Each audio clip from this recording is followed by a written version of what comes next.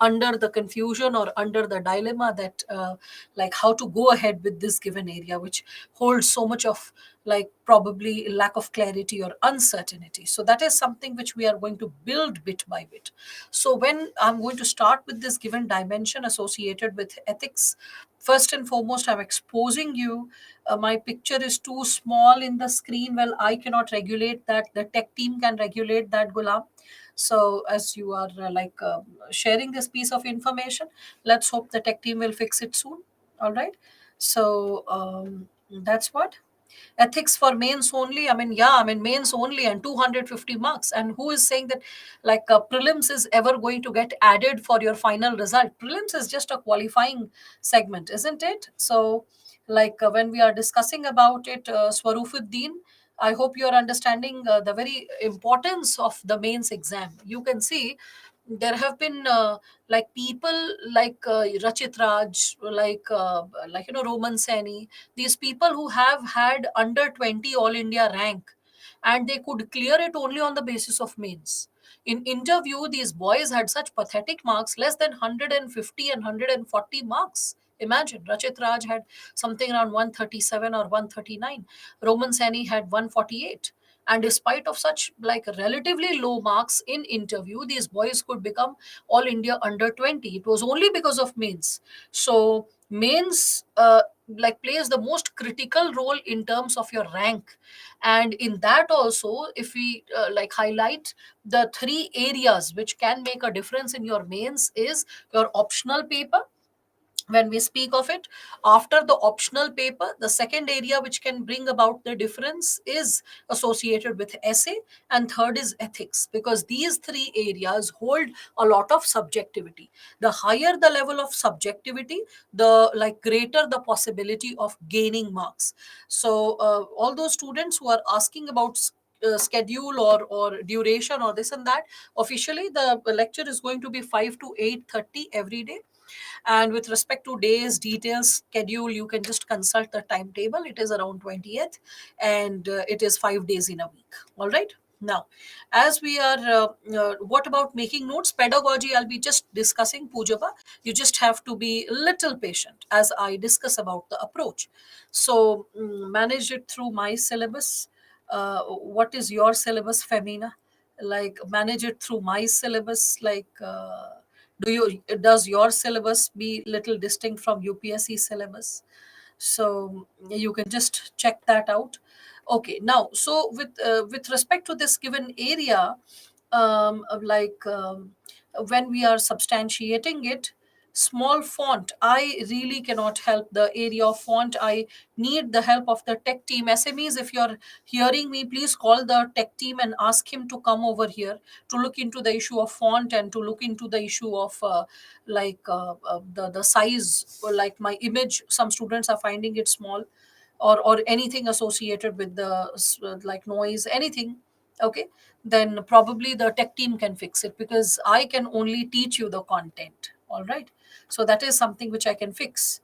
Now, so when we are speaking it out with respect to this, we all can reflect upon the given dimension of this syllabus, that how it is put forth before you and how the questions are raised. So you'll realize that there is section A and section B. Section A is associated with the theoretical part, whereas section B is associated with you will find big time, it is associated with the case studies, situation based questions which you have to solve, majorly associated with the, we can say, it is primarily associated with the dynamics of we can consider, okay, like few students are asking, it is it overlapping with X subject, Y subject? I'll be discussing that as well, just bit by bit. Let us go ahead with it. Okay, so it will be the case studies are associated with situation based questions, and majority of them are associated with the chapter of ethical dilemmas. Now when we are talking about the concerns associated with let me just keep the open chat so that I can just read it more like this. So when we are talking about that ethics is not as huge as economy, polity, and yet crucial for the rank. For the simple reason, if you lack ethics, you are not a good person and suited for the system. As simple as that. Even if you, like you know economy very well or polity and IR very well, still the challenge will be this, that the person who is knowing a lot of facts but not a good person can be a clever devil for the system, and that's why it can be problematic for the system per se. Students want the font to be bigger, my image to be bigger, something I don't know, like just check in the mute कर दो इसको okay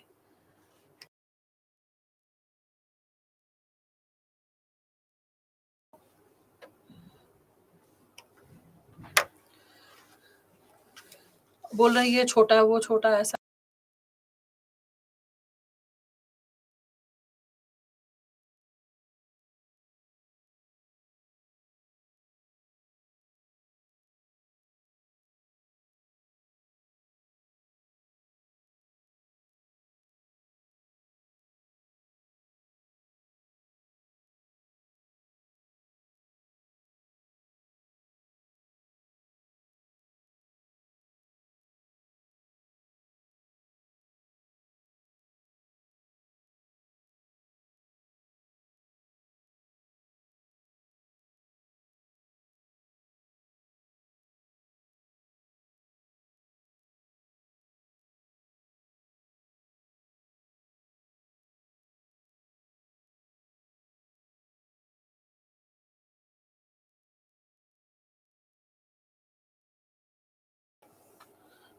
full screen ही है शायद ये अच्छा ऐसे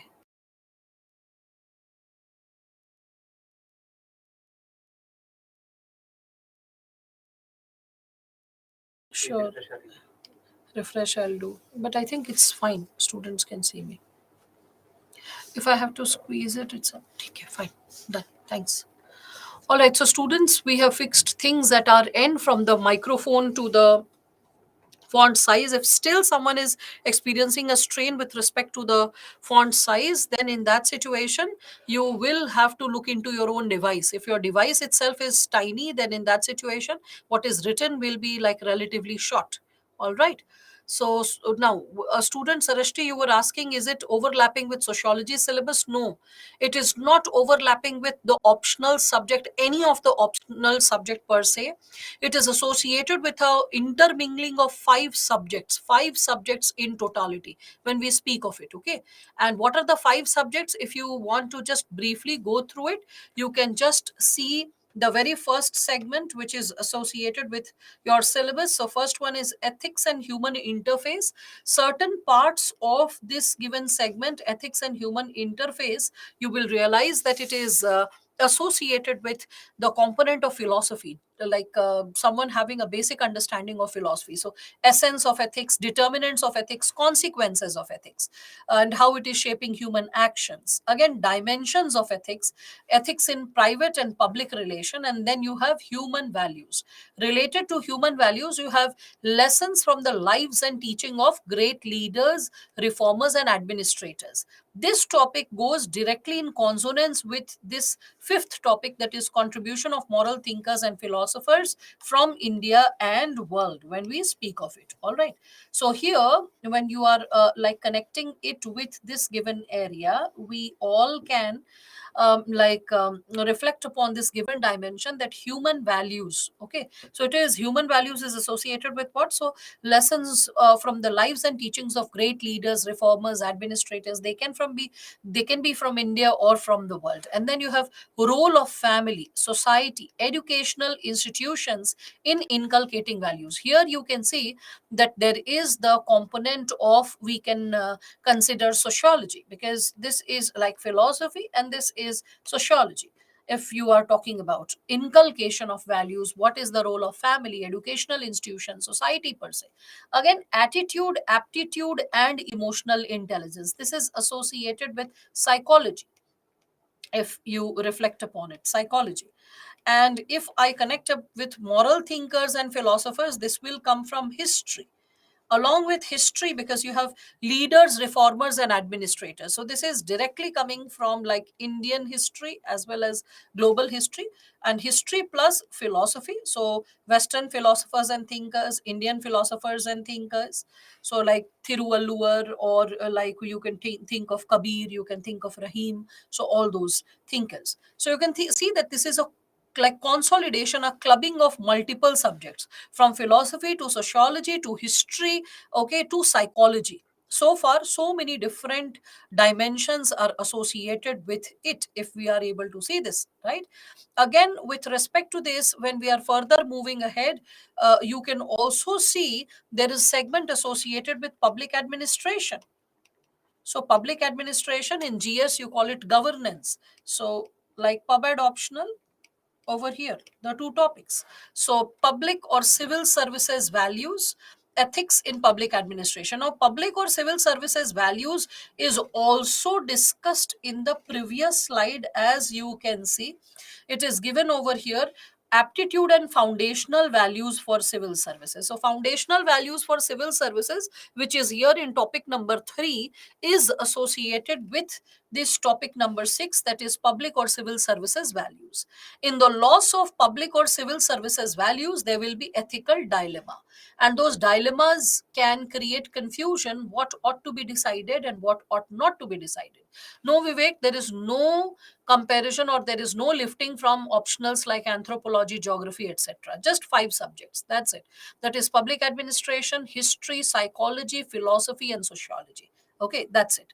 Now, so here you can again see there are some core components which are like thought provoking and reflective, like conscience. When I say conscience, so conscience, voice of conscience, again, along with voice of conscience, when we are speaking of it, along with the component of voice of conscience, crisis of conscience, these two dimensions were asked in 2018 and 19 respectively. So that's there. Again, you can see there is a brief segment of ethical issues in international relations and funding. One very small topic related to IR, political science and IR, one little topic associated with it. Okay, this is what you all can see. Few philosophers and thinkers can also be associated with, like, let's say a student is studying in sociology like Max Weber, or public administration reading Max Weber, or you can maybe study Rousseau, or like let's say maybe Aristotle or Plato also, because I'm not aware of political science optional. But a few thinkers which you study here in ethics can also be there in other optional subjects as well. All right. So but you can see that if anyone claims, any of the teachers claim, including I, okay, if any of one of us claims that, oh, my optional subject totally depends on this given area, that will be sheer cheating. Okay, none of the optionals exclusively can take control and command associated with the this given domain. And conscience is a topic which is not only taught in psychology, Seni, it is also associated with the component of philosophy as well. Okay. Now, so you can see this probity in governance, and in probity you can see the philosophical basis of governance and probity, and then you have information sharing, there is transparency, right to information, code of ethics, code of conduct, citizens charter, work culture, then quality of service delivery, utilization of public funds, challenges of corruption. So a lot of segments which all of you can probably see over here is associated with this given segment when we are talking about it. So I hope all of you can connect this given segment related to this area which is exposed to all of you. So combination of so many subjects. So neither a philosophy optional teacher or a sociology or a psychology or history or a governance or IR teacher should claim that this is all about my subject. No, not really. It's a combination of different subjects in totality when we are talking about it. Yes, Anjali, I had shared that I'll be taking the the this like component of ethics in the weekend batch, but it will be next month, mid of next month. That will be around 12th or 13th of August. All right. So that's what.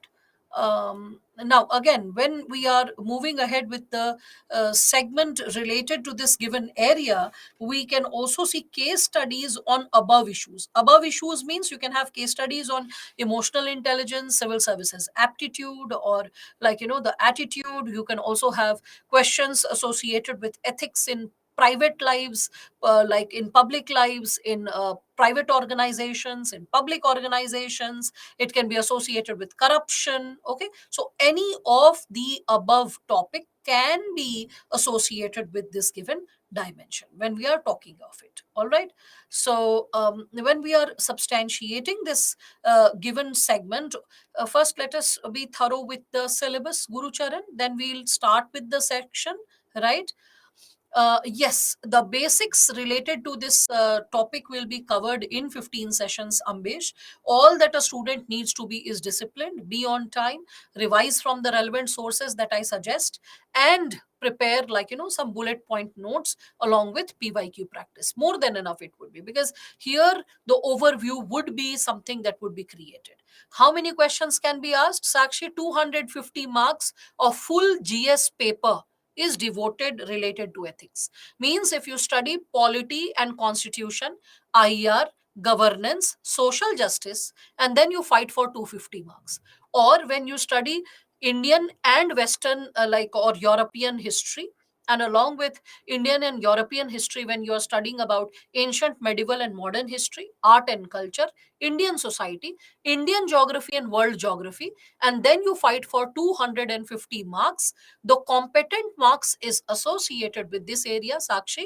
All right, that is 250 marks associated with this area of ethics. All right, so you can have that sense of conviction and clarity related to this area.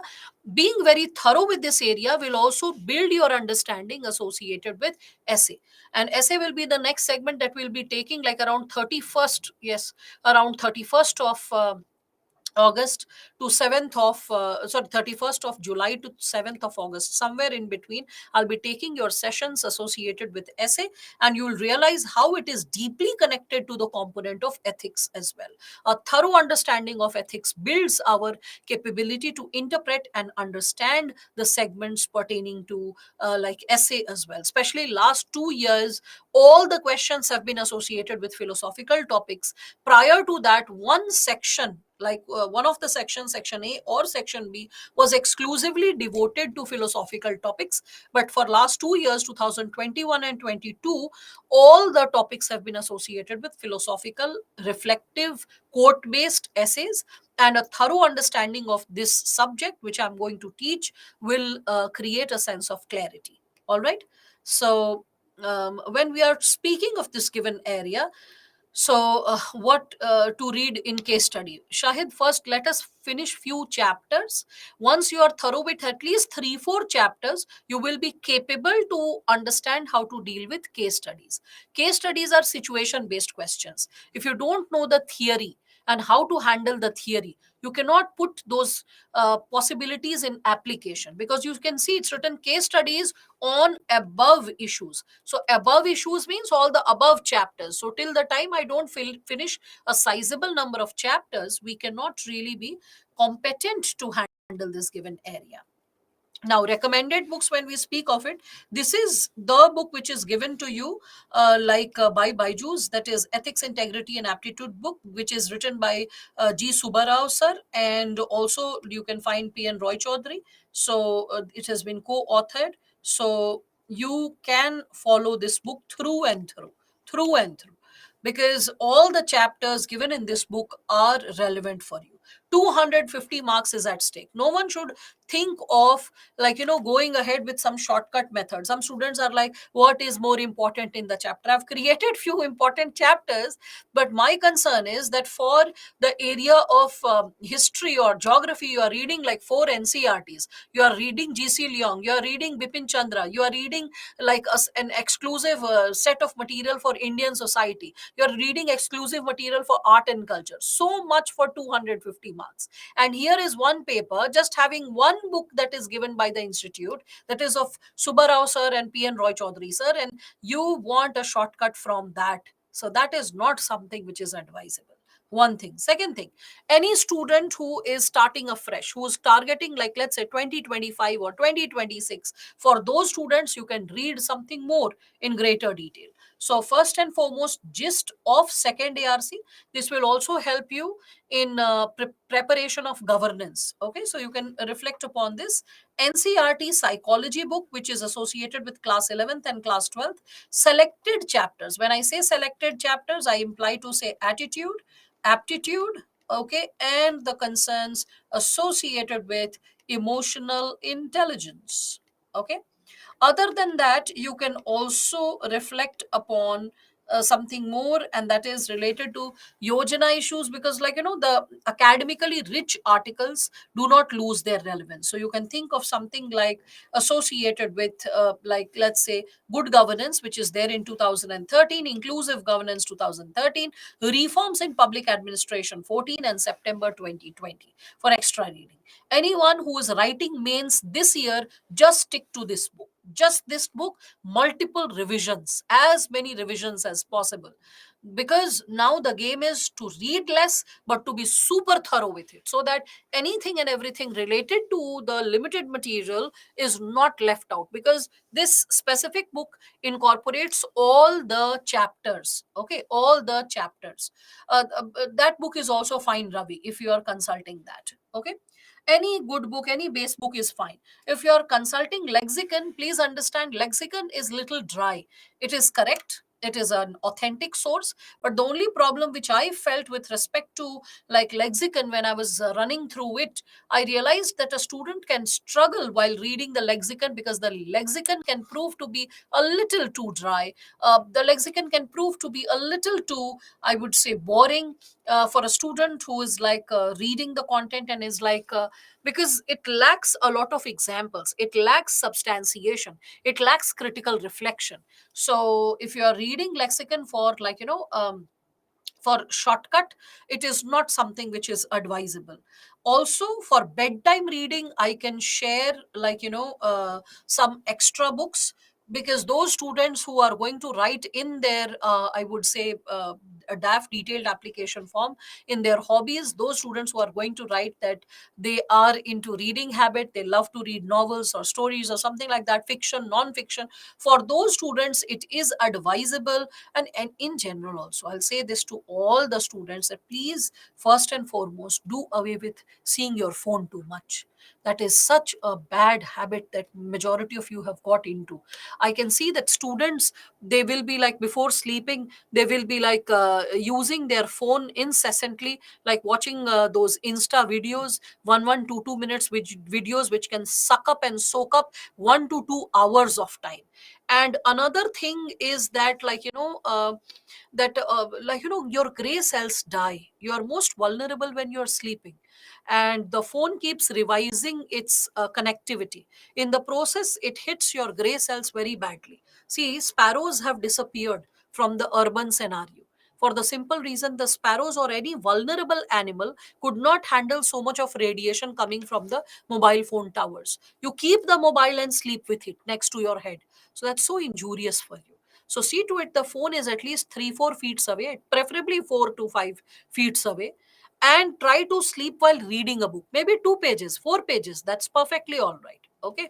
So when we are speaking of it, so fiction means something which is not true. Non-fiction means something which has happened. Okay.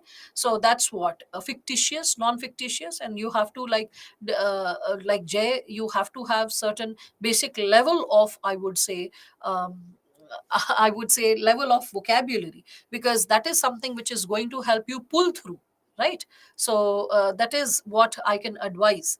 Again, so what is it that you are supposed to follow? So my Experiments with Truth, Mahatma Gandhi, it's a very good book. You get to know the father of the nation as a person, with all his shortcomings, failures, strengths, and weaknesses, the human dilemmas that he undergoes, and finally the path that he chooses and why he chooses, the explanation given over there. Again, Varghese Kurian's autobiography. This is for those students who are not appearing for this year's mains. Again, Swami Vivekananda's Karma Yoga and like his biography, that is also something that will be like helpful for all of you. Okay. Again, someone else who wants to listen to something extra or more, then in that situation, Michael Sandel's lecture are available. He is a professor at Harvard University. Some interesting set of lectures are available on YouTube. In your free time, you can listen to those lectures as well. They are interesting, I must say. Okay. Yes, G. Subarao will be sufficient at all times, Gulam. Qualitative addition always helps, because any student who is able to articulate the language better, think better, explain a concept better, will have an extra advantage. Hence, I'm encouraging, if possible, read, become a voracious reader, celebrate reading and learning through all sources. Again, you can learn from learn certain famous quotations, like for example, you can follow Goodreads. I personally like Goodreads because it is not coercive in terms of cramming quotations. You can lift expressions, you can lift phrasal verbs, you can lift even phrasal sentences, or phrasal, we can say, expressions, which can be a part of your language, if not necessarily picking the entire sentence. So that's there. So, fiction can be associated with anything, short story, novel. I wonder, for such basic words, should you not consult basic dictionary? I mean, that's something which standard 5 or 6 students of ICSE board also know. So, it is advisable all those students who struggle with vocabulary, the method of handling it, irrespective of the fact it's my lecture or some other teacher's lecture. Please try to, uh, just note down the new words, vocabulary that you are listening in the class, and as you are listening to it and you are like getting startled, huh, what was this word or that word, keep noting it down. Once the session is over, try to find out the meaning. Okay, you have the dictionary, the physical version of dictionary, the online version of dictionary, anything of that sort. You, like, refrain from raising, I would say, like, vocabulary related questions in a core academic lecture as it is going on, because that's the mark of, I would say, a polished, academically rich, and a matured person. Goodreads is a website. It's a website, Shiva, where you can find a list of quotations related to different core topics. So when we are talking about it, well, I've not gone through Avdesh Singh's book, so I cannot, Jadaveshwar, refer to it. Okay, I've gone through Subbarao sir's book and it's good. For a beginner, it's more than enough. So that's why I'm suggesting that. Again, selected articles by Immanuel Kant or Aristotle or similar thinkers who are there in the syllabus, you can find that also to read. There is a BBC website dedicated for ethics, so you can consult that also in your free time if you want. But start with the basic component associated with this Subbarao and Roy Chaudhary. All right, JA, I will be arriving at. Let me first start the chapter. It is like, isn't it ridiculous? Suppose the geography teacher has started explaining the syllabus and the approach, what ought to be studied, and a student says, "Please tell me that how far is Arctic Ocean from Antarctic, the region of Antarctic, the area of the Antarctic region." So, you'll be like, "ये कैसा सवाल था बीच में बिल्कुल से है ना?" So let us respect the possibility of going bit by bit as we are substantiating it. Better India comes up with interesting examples associated with bureaucrats, what they are doing in their real life. But it is advisable, do not take the name of present and serving bureaucrats, because it comes across as hero worshipping. The one thing which the system doesn't want, or in ethical code of conduct which is like not appreciated, no, they are not like different, Sarashti, they are co-authors. Subbarao and Roy Chaudhary are co-authors. You never pay attention to the book's names, who is the author. That's why you people are getting surprised. All I imply to say is, just follow the book which is provided by Byju's. Okay, I think that's a simpler way to say. Now, with respect to this, when we are talking about the very dimension of glorifying hero worshipping, please understand, bureaucracy is about, respecting the system, and it is the system which is running the game. In senior bureaucracy, lady singham and male singhams are discouraged. They are not appreciated. It also impacts their overall performance and in future their promotion and posting. So it is always advisable be a pro system person, working as a team person, leading when it is required from the front and when it is required from the back. Okay, and that smartness you shall attain, I'm quite sure, as these lectures get concluded. Okay, so that's why it is advisable that if there is any present and serving bureaucrat, refrain from taking names. Remember the district and the position, the DM of XYZ, like let's say the DM of Jaunpur, the DM of Bilaspur, something like that, recently came up with an initiative of starting this or starting that. That is a much better way of talking, because you're recalling the position and you're recalling the region which got affected by the good work, and that's how you are supposed to incorporate. So do not get into hero worshipping or glorifying individuals per se. If you are in the process of glorifying individuals, that is something which is not appreciated by the system, and definitely the academicians who will be evaluating your paper, the person will be seeing you as someone who will be into trying to polish upon the seniors, or buttering the seniors, or trying to get into some kind of hero worshipping, which is not pro system, so that can backfire. So just avoid any such possibility. So how to cover these resources, just stick to first book, this that is given by the institution. Okay, that will cover all the chapters, and then later on other sources which I am suggesting or you are coming across, you can substantiate with respect to that. All right, so just to know, we are having PPTs plus ethics book and ARM. How can one deal with all these three sources? That's the basic thing, isn't it, Sulekha? How do you deal with five geography books, for like five NCRTs, one GC Leong, the coaching material provided for geography, then history, then art and culture, then Indian society for 250 marks? There must be some method by which you must be dealing your GS paper one. In the similar manner, the method to deal with the session is, when I'm teaching you, take the PPTs as the base material. Build your basic concepts through the PPTs and what I explain. Once the lecture is over, read the chapter which is given in Subbarao. After reading the chapter, see that what extra material, examples, insights you gained from the book, which will add quality to the PPTs and what has been discussed.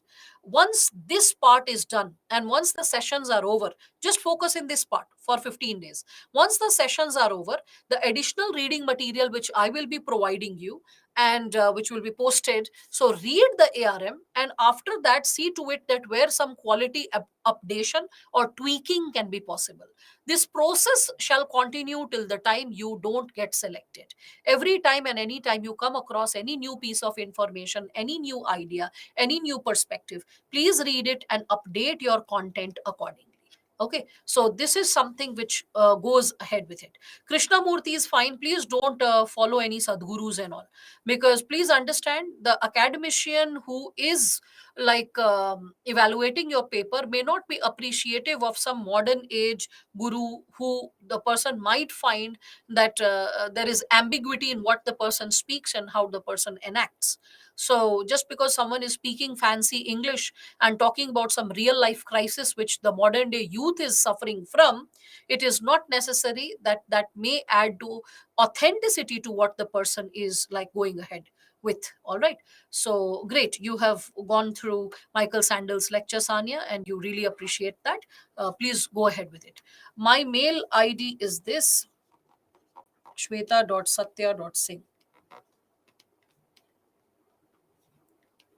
@gmail.com. All right, now, so Yojana's issues, is it a book? Yojana is a magazine. Harshita, Yojana is a magazine. All right. So every once in a while, you'll come across a lot of articles, or like a lot of examples which can constantly be updated. So use the lecture as the baseline. Keep revising the book or the chapter as the lectures move ahead, and keep updating and in fact consolidating a lot of content, a lot of details of the content which will be there in the book. In the class it will be hinted or the core areas will be explained, but a lot of miscellaneous details will be something which will be given in the, I would say, in the article. So that's how you are supposed to go ahead with it. Seni, I have responded to majority of the queries which were there.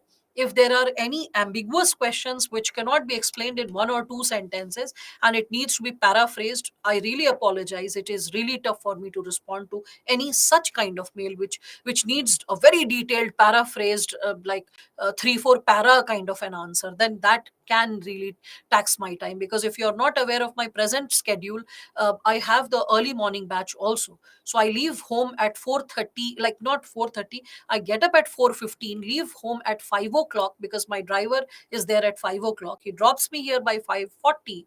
I start the session at 6 to 9:30. I teach here.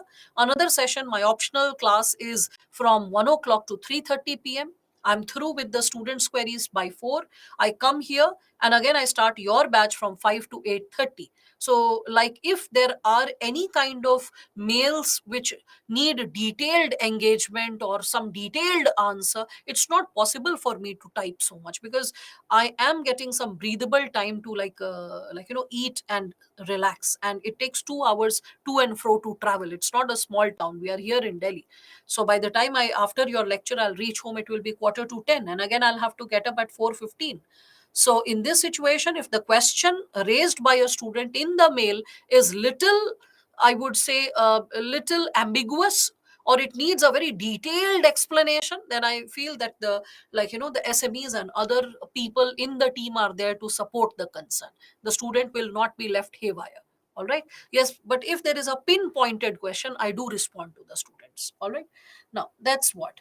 How to deal with quotations? You will deal with quotations, Mithun, when I'm discussing Indian and Western philosophers and thinkers.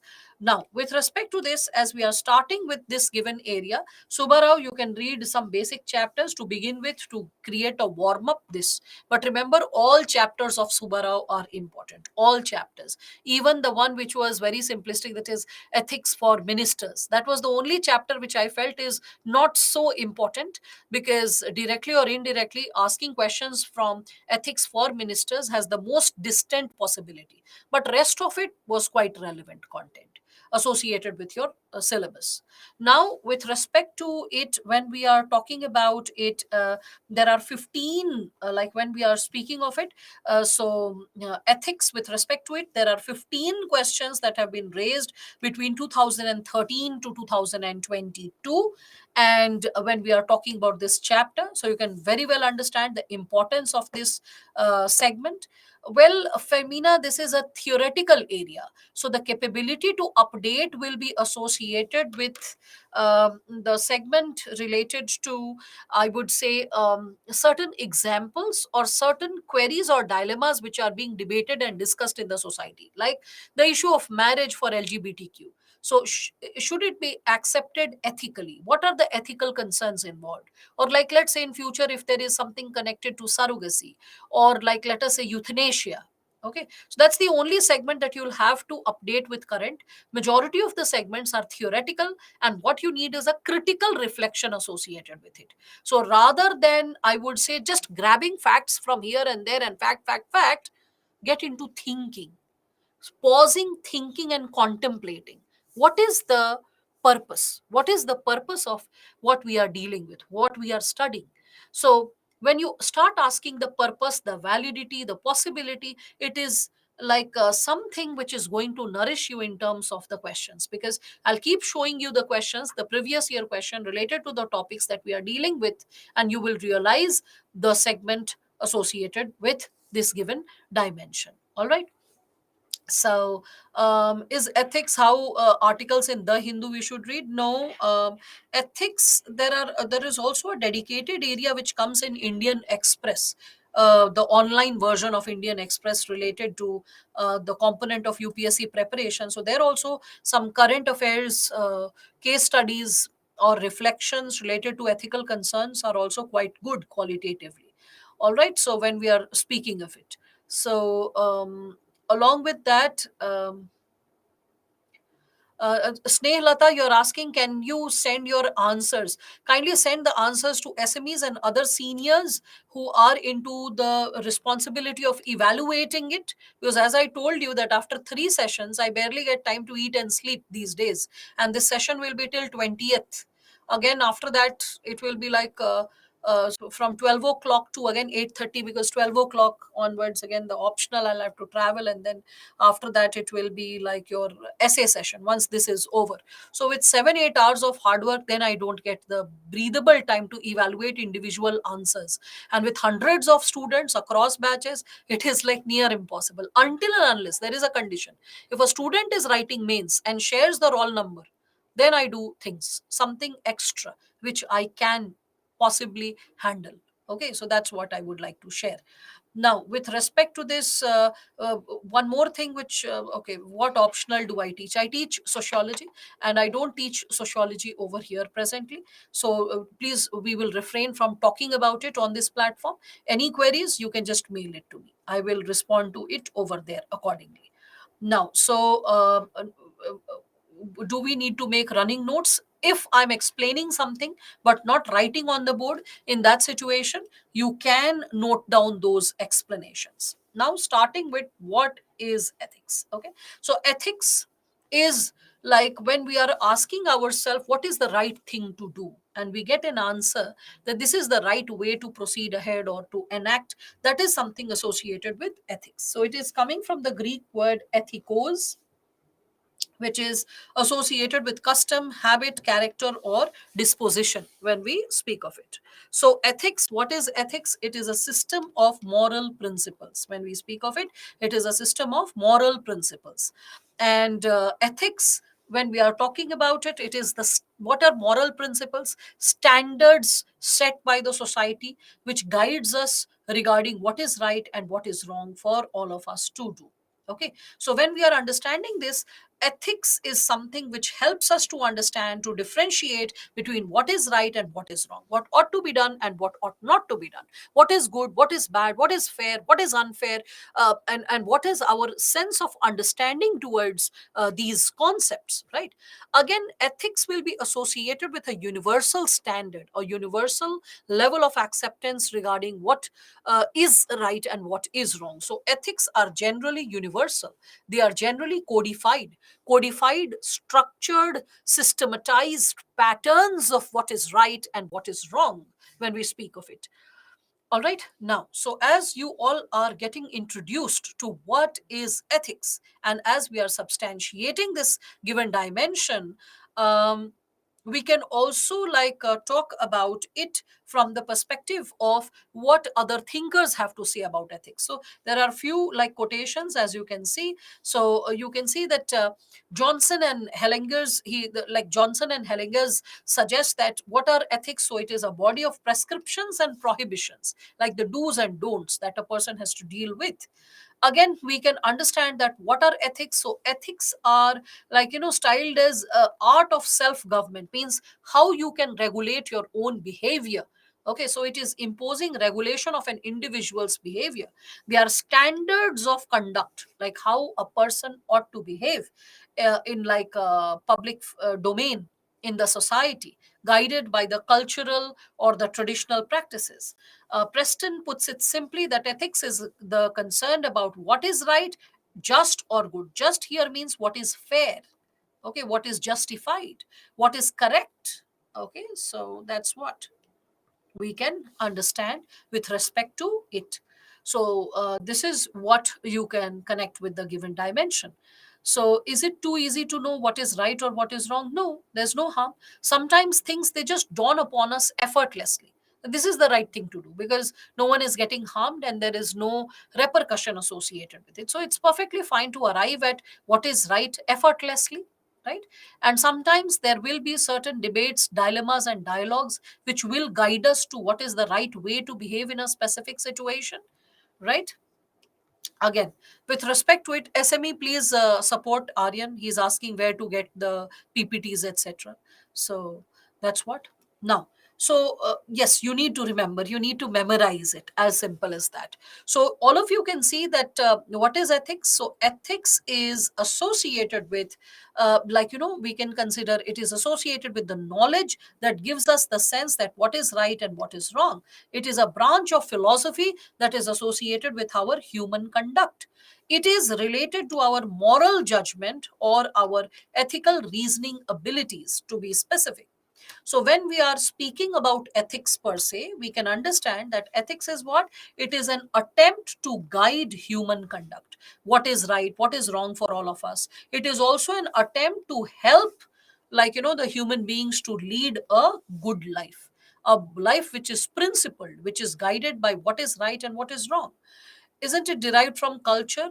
Well, Ayushi, though ethics can be derived for culture, because later you will understand ethical relativism, ethical universalism, ethical nihilism. There are certain types we will be discussing, and there you will be understanding that despite the component of relativity, there are some standard universal ethics with which we cannot compromise, which can also be referred as broader human principles. All right.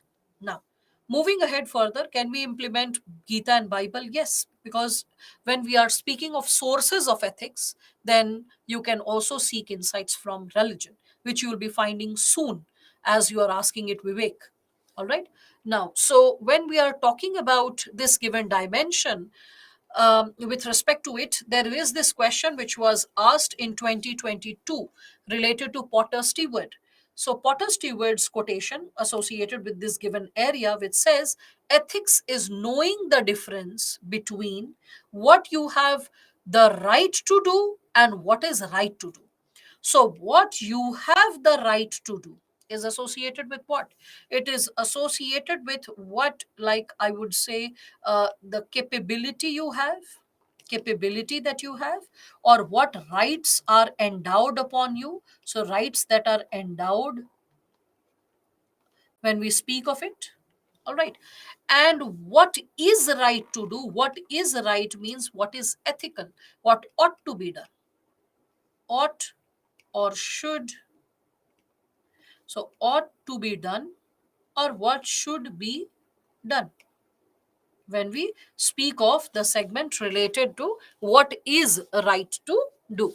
So, it's saying ethics is knowing the difference between what you have the right to do. Means you, if you want, you can do it, but rather than if you want you can do it, the second aspect is what you ought to be doing, what you should be doing.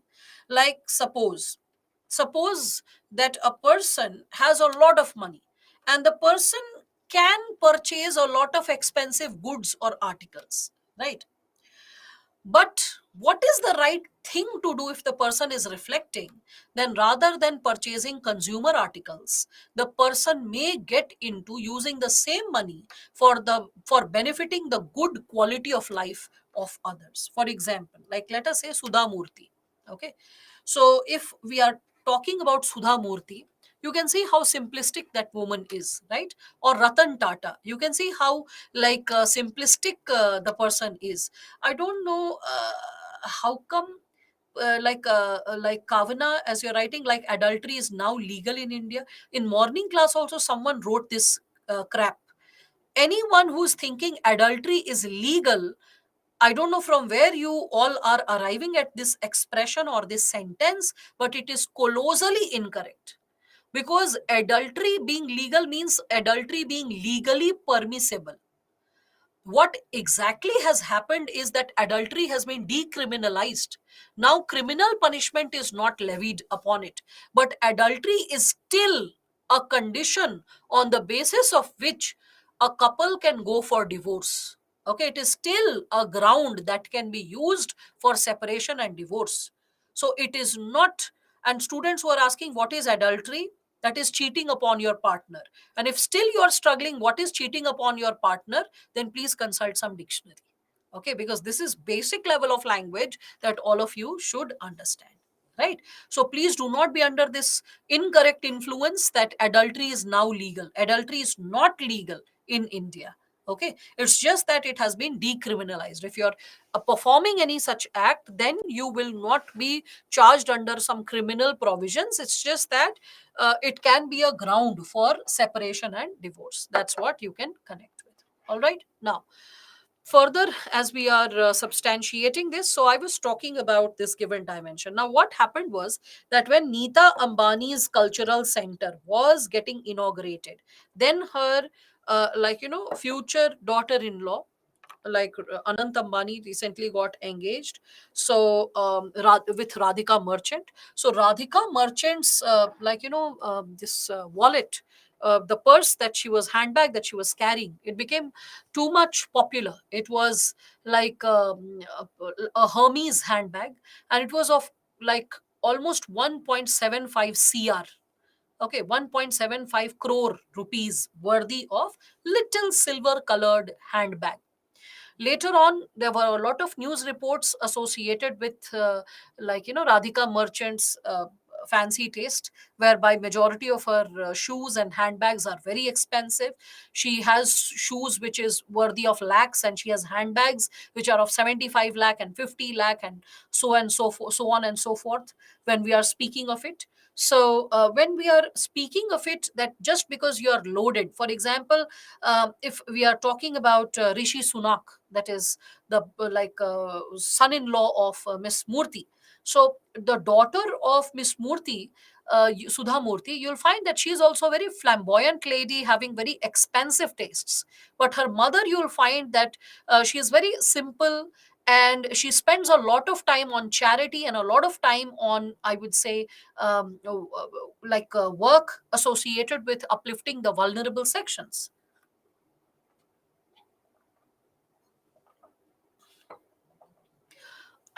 Same is with Ratan Tata. Ratan Tata also has a very simplistic way of living life. So you can see that Ratan Tata also, he refrains from traveling by business class if and when it can be avoided. He avoids living in a huge bungalow. He stays in a small flat.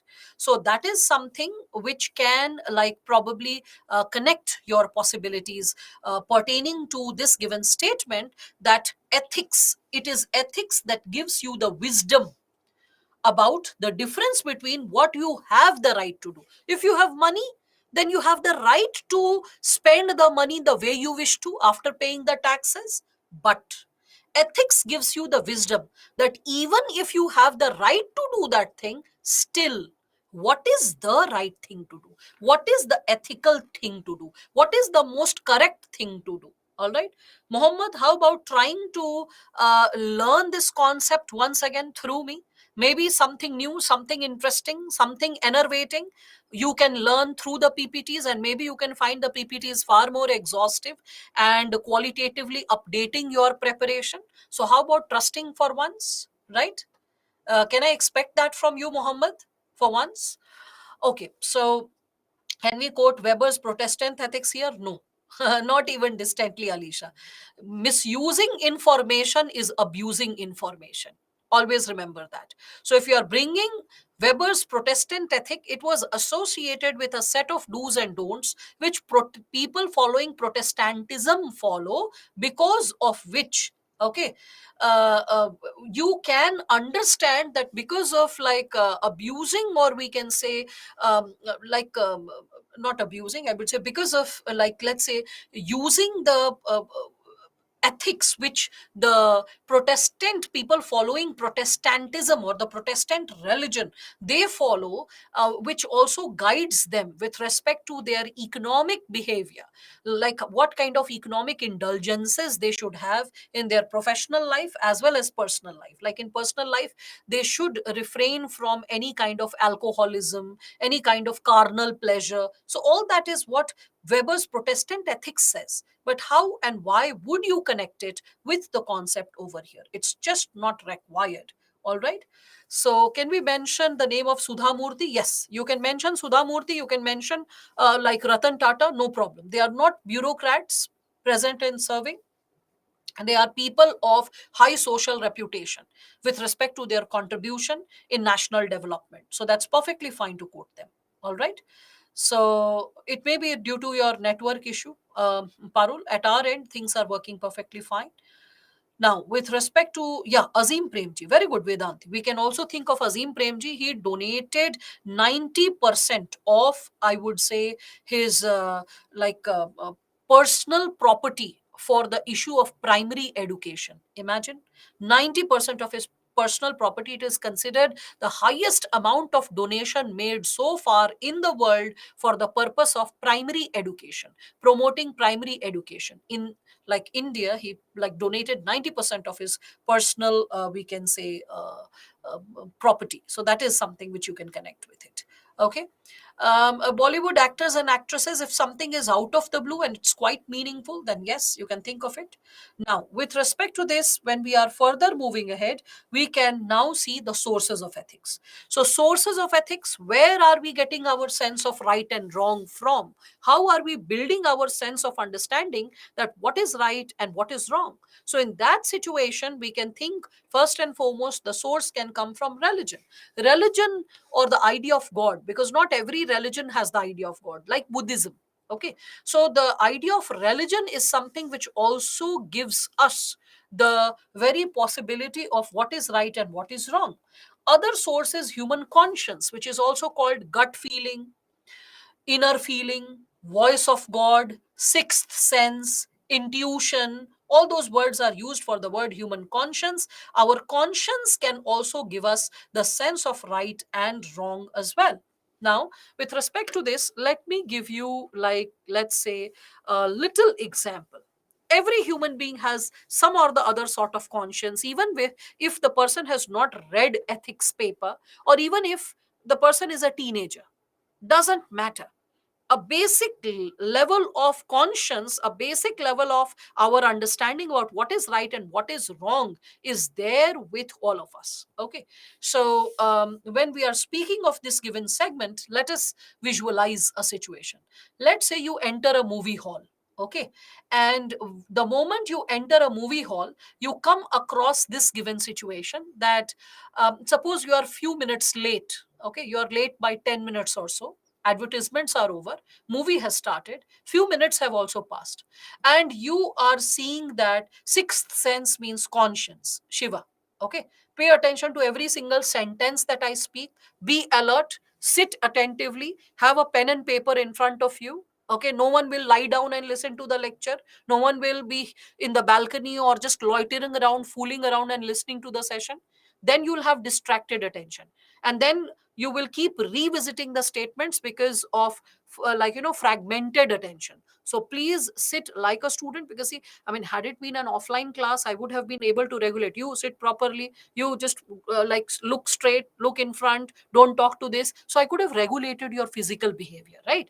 In your personal quarters, when you are preparing from the comfort of your home, in that situation you are your own parent, your own guardian. You are monitoring your own behavior. So I request all of you, all the students who are present right now, please be alert so that you don't revisit the term, huh, conscience, sixth sense. Sixth sense means, so this should not happen. If you are paying attention, you will remember that what are the synonymous terms that I'm using or explanations I'm giving related to a given segment, right? Now, starting with this. So, I was giving you an analogy that suppose you enter a movie hall and you enter after, like, let's say, few minutes. You are a little late. And you see that there is a dog which is ferocious, like fierce, ready to take a big bite into a man. And the man is running with all his might, all his strength. Okay, the last ounce of strength the person has in his body, the person is running. And the person is just shouting, oh, help me, save me, help me, save me. And in that situation, the person is like, let us say, uh, the person is just seeking help and just running awry. And in that situation, you have just entered the movie hall. So your inner conscience, which is loving, caring, kindness, compassionate, are the values which is guiding your conscience. The conscience which is guided by a sense of justice, a sense of fairness, will be like, oh, poor guy, why should he be bitten by the dog?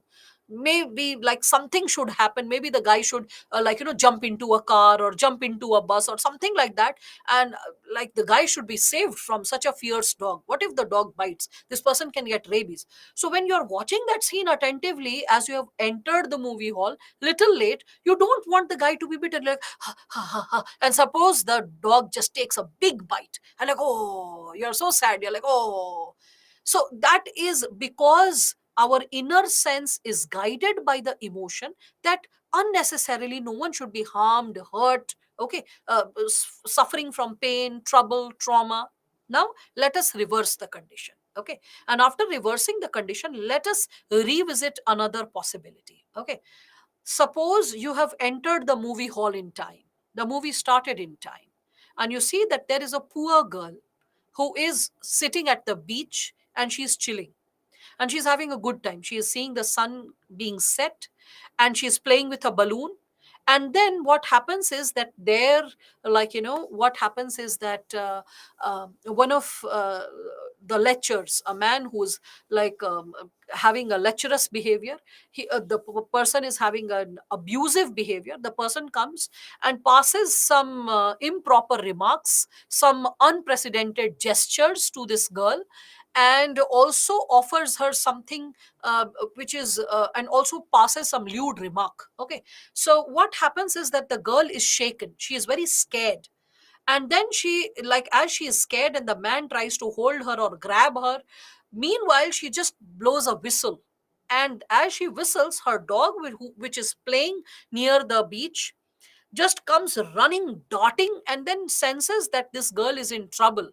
And then this dog starts chasing this man, trying to bite him. Now, this time your response will be different. So, as the man will be running, and you knew that what all comment this man was passing towards this little girl, and how improper it was, how unjustified it was. And had the dog not been there, this man would have ended up like abusing or misbehaving with this girl. So now your idea of justice, just flips. And now you want the man to be bitten. And now you are actually chasing in your own mind, just run and grab hold of this man, bite him twice or thrice, that he learns a lesson for his lifetime, that he is not ever abusing any person, right? So your response immediately flips, isn't it? And the moment your response flips, that is something which I'm saying, that human conscience, okay, it is generally present in all of us. The sense of right and wrong is, is present in all of us. I hope all of you can understand this, right? So having the full context of things helps us to understand the situation better. So very true. Okay. So, when we are talking about it, another way of understanding ethics or arriving at ethical response is having a rational or logical cost benefit analysis of action. A rational or a logical cost benefit analysis of action, what does this imply? It means that when we are able to see what is the cost that we are paying, what is the, effort that has to be made, and what would be the tentative repercussion of it, that is associated with cost benefit analysis of actions. Okay. Human nature is same as human conscience? No. Human nature and human conscience is different. By human conscience, Simran Preet, we imply our innate sense of right and wrong, which we all have. Okay. Our innate sense of right and wrong. All right. So that's something which all of you need to understand.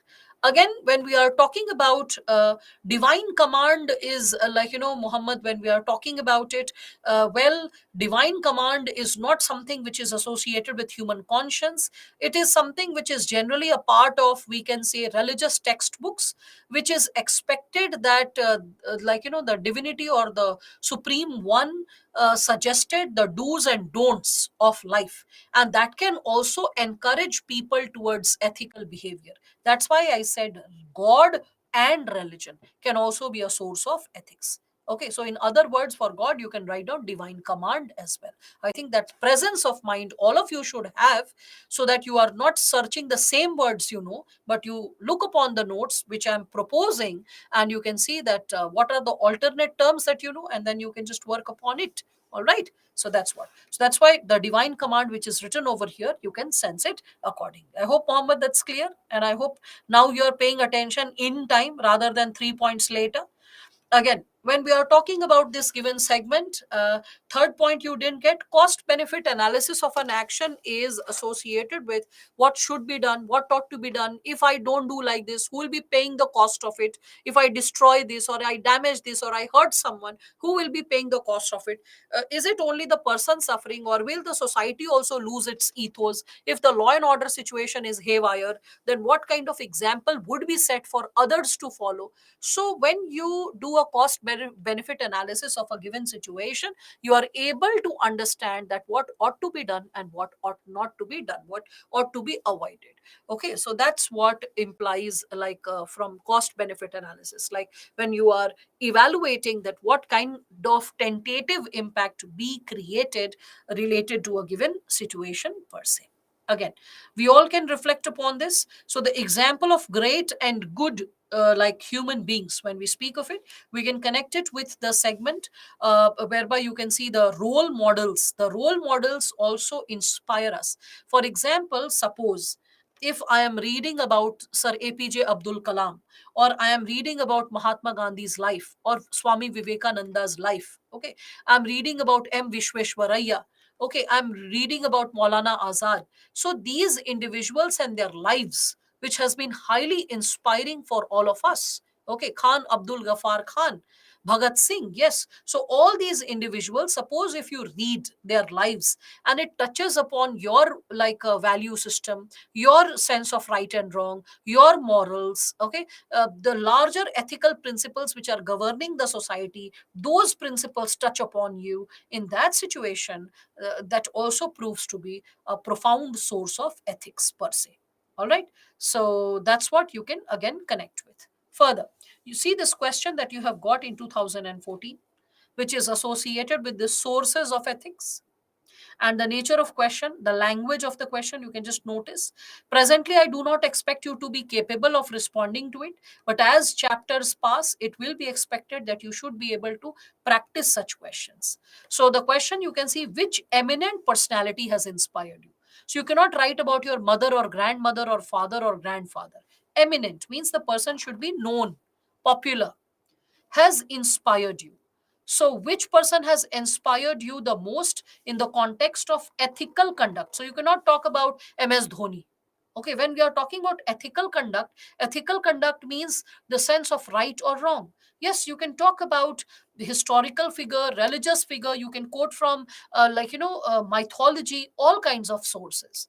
So yes, you can quote Subhash Chandra Bose also, Ambedkar also. You can quote about Lord Ram also. And when we are talking about it, you can talk about Krishna. I still remember in 2014, one of my students had actually written about it from the perspective of like Gita and Krishna. So he wrote that, regarding eminent personality, it came as a surprise to me because many people had written about APJ Abdul Kalam or Gandhi or Nehru, but this student had written Krishna.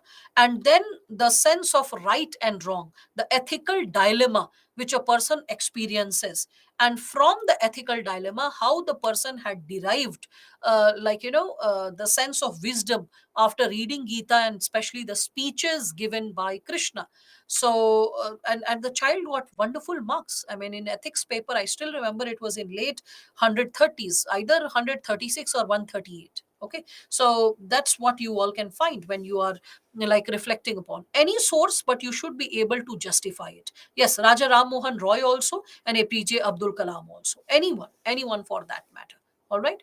So when we are speaking of it, remember the core context. Ethical conduct should be there. The person should exhibit a high ethical value in his or her life when we are talking about it. So first, you should have an idea related to what is ethical. Yes, you can also use Quran as a source, Muskan.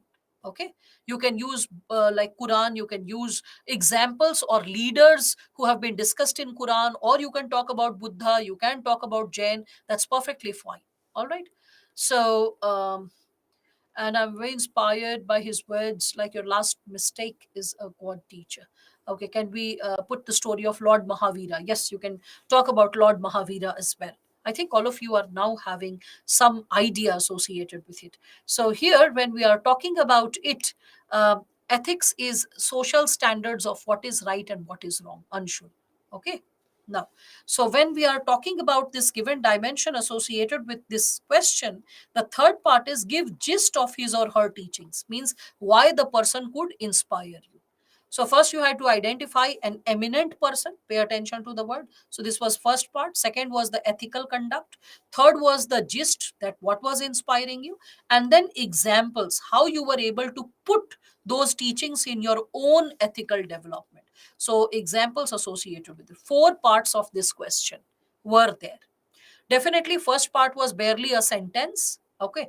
Ethical conduct in that person's life was barely, like I would say, 20% of the answer. The majority of the answer, or I would say the 75% of the answer, was associated with the gist of the teaching and the examples in one's own life related to how the person's ideals, principles, ethics, or we can say the ethical code of conduct inspired our sense of understanding and writing. So for that, what is required for all of you to deal with the chapter of philosophers and thinkers? So Western philosophers and thinkers, I will be dealing with it. Indian philosophers and thinkers, I'll see to it some material is provided to you. It is also there in Subbarao, and it is also there in history, because leaders, philosophers, like from Buddha to Mahavira to philosophers and thinkers, and we can say freedom fighters and administrators, pre-independence to post-independence, is there in history. So you can pick any of the examples here. You need to remember what the person contributed and then accordingly substantiate. Anyway, so as we are moving ahead with the component of ethics, okay, Seni, your query is getting submerged. Can you just repeat your query? Then only I'll be able to see it. So, is this the answer? Talk about personality, talk of others too. In who support, who's writing this language? In this answer, we talk about one personality. Can we talk of others too? Why? If it is, if the question is asking about one, do you have luxury of words to write about four or five? If it's one, stick to one. Never ever manipulate with the demand of the question. Maintain intellectual integrity at all times.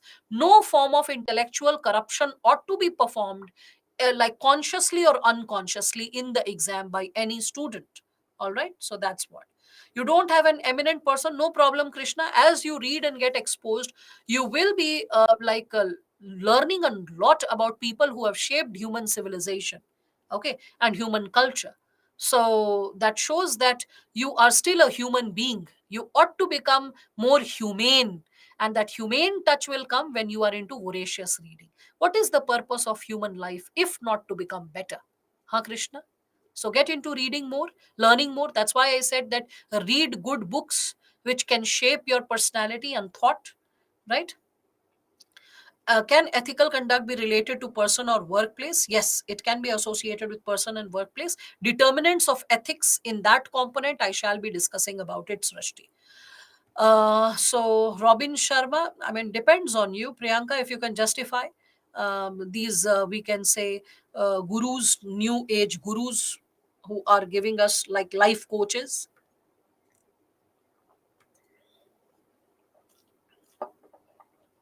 What if ethics gets tested in the context of national security? Then in that situation you have to first stand for the well-being of your people and the human rights of your people, and thus you have to stand for the ethical concerns pertaining to your national well-being. Okay. Yes, you can talk about Lao Tzu as well. No, with folded hands, no Bageshwar Baba kind of bullcrap. Okay, Farhan. So let us be serious when we are talking about this given session. Let us not meander and write any crap just because we want to have some fun. Seni, again, what you have written is mem. I have not got anything other than your word mem. So, do we need to write the last part of the question in the first person? If the question requires any one of you, please remember in essay or GS paper 4, if the examiner gives you the intellectual freedom that you have to discuss, you have to decide, you are in a given situation, okay, or India of my dreams, an essay topic like that, You have the intellectual liberty. Okay, you can have the intellectual liberty to write about such a possibility. All right. No, don't write about your ethics teacher, because your ethics teacher is not an eminent personality so far. Okay, so please respect every single word that is given in the question. Autobiography of MK Gandhi can help in this. Yes, definitely. That's why I had suggested it towards the beginning of the session. Now, so SME, please help me with the queries of the students, because there are a lot of other miscellaneous queries and I cannot handle so far each and every query. So I'm just moving ahead with the component that we are discussing. Now, with respect to this, when we are talking about it, we can reflect upon, how our ethics come into existence. So when we are talking about it, first and foremost, what we find is, in our existence, the beliefs come into existence. What are beliefs? Beliefs are cognitions. Do you know the word recognition? Right. So all of you must have heard of the word recognition. Re means again. So what is cognition? Cognition means to identify. So when we identify certain ideas which we consider to be correct, it's not necessary that they are correct. It's not necessary that we can prove it to be correct. It's just that it is in our mind that it is correct. Okay, so what are beliefs? Beliefs are cognitions. And what are cognitions? Cognitions are ideas which we consider that they are correct, which we consider they are true. They may or may not be true, right? For example, uh, it can be associated with, like, let's say, caste. It can be associated with, like, let's say, gender. And, like, let's say, when we are talking about this given possibility, so beliefs can be strong beliefs, they can be peripheral beliefs. Peripheral means sidelined beliefs, okay, not so important beliefs when we are talking about it. Vishnu, please join the session in time. This is the very first chapter, ethics and human interface, that we are dealing with. Why did you join the session almost an hour late? 1 hour 18 minutes is what you are late by. And then suddenly, out of the blue, you are asking which chapter are we dealing with. Is this the behavior of a future civil servant? When will you grow up from being a school going boy to a responsible civil servant? Now, going ahead with respect to this, when we are talking about this area of beliefs, so maybe a lot of you might be finding my way of scolding like too much of like that of a typical teacher. But then what is the purpose of ethics class when I can't trigger the sense of conscience within you, right? When we are talking about it. So when we are talking about beliefs, so beliefs are the ideas we are holding it to be true, okay, and we consider it to be correct, but it may not always be logical. Henceforth, Rupendra, when you are saying that ability to analyze the thinking, that is cognition, that's not the idea which I endorse. That's something which you are putting in my mouth. That's not something which I am saying. I am saying over here, regarding beliefs, that beliefs can also be connected to cognitions, or the ideas which we consider that they are true. Sometimes they can be analytically explained and can be correct, and sometimes they cannot be. Like, for example, some people believe, have this strong sense of belief that their that their religion is quite good. It is far more logical or superior than that of others. So we can have belief associated with caste, religion, gender, region, etc. Okay. So and what are peripheral beliefs? Beliefs which are not a part of our core or most important system of thinking when we are talking about it. So, with respect to the peripheral, we can consider, for example, like, let us say, constitutional beliefs. Okay, so constitutional beliefs. So there is a fair chance a standard 10th kid has an idea about his or her religion and a profound clarity why to follow his or her own religion, right? But there is a fair possibility that a standard 10th kid may not be having a very profound set of ideas in terms of constitutional beliefs as his or her own thought process. So the moment, like, this kind of question is raised, from, like, let us consider from a given person who is in standard 10, that what are the constitutional beliefs that you believe in. So a fair chance is that a lot of students will not be able to hold any constitutional belief, or will be able to associate it with their thought process. And few of them who will be able to associate with it, they will be stuck up with two or three of them, not many of them. So it is because from standard 6th, 7th, 8th, 9th, 10th, students slowly and steadily start getting exposed to what is their religion, what is their gender identity, what is their caste, what is the region they belong to. But they do not get exposed to the constitutional beliefs that should be upheld or at all times when we are speaking of it. Okay. So ethics means discipline. No, not really, Vedant. Please pay attention to the session. SME, please support Vedant, because, like, I reading all this makes me little distraught and uh, feel little disappointed. This is what all I can say.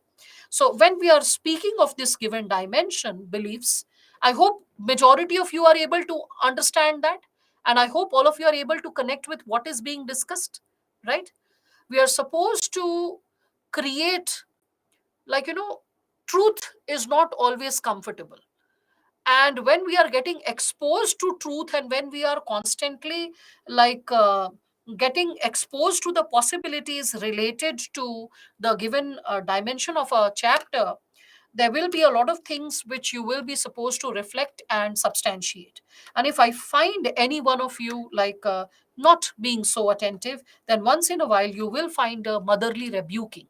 It is out of sheer love and concern, because see, you are no customer that I'll be, like, cooing you and polishing you and speaking very softly with you. Oh my god, you failed. Oh my god, you didn't pay attention. What is the name of the chapter? I'm not going to do that.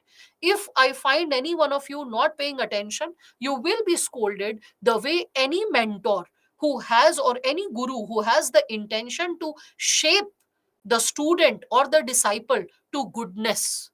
The person will be using all kinds of methods to train. So any one of you coming up with some sensible inquiries, sensible suggestions, I will be really nice, and I'll be very happy and very helpful. But if I find anything whereby, like, you are not so reflective or focused, then in that situation, you will not find kind remarks from me. Please understand this. Okay. So I don't care even for how it lands for me. What I really care for is how it works for you in the long run, for your career and your future, and most importantly, your personality. Speaking sugar coated words are very easy. Okay. But and it is always, like, helpful career wise. But the thing is, I'm settled enough that I don't have to, like, bother about my career. I have to bother for your career. So anyone raising some lame comment or raising some lame queries, what chapter is going on after 1 hour, 1.5 hour, I really will be little distraught about it. So now, going ahead with this given dimension related to it. So, beliefs, as we are discussing about it, I am giving you the example. Yeah, we'll be taking a lot of previous year questions and explanations, Vanshika. You just have to go a little slow. All right. You have to go a little slow and easy with respect to it. So, you will be realizing this, that bit by bit, we'll be dealing with a lot of previous year questions, chapter after chapter. And that's how your basic concepts will be built. And you'll be realizing that what is being taught is directly in consonance with what is being asked. Okay. So first, I'm just exposing you to the questions and basic concepts like definition, source of ethics. So far, that's what we have done, right?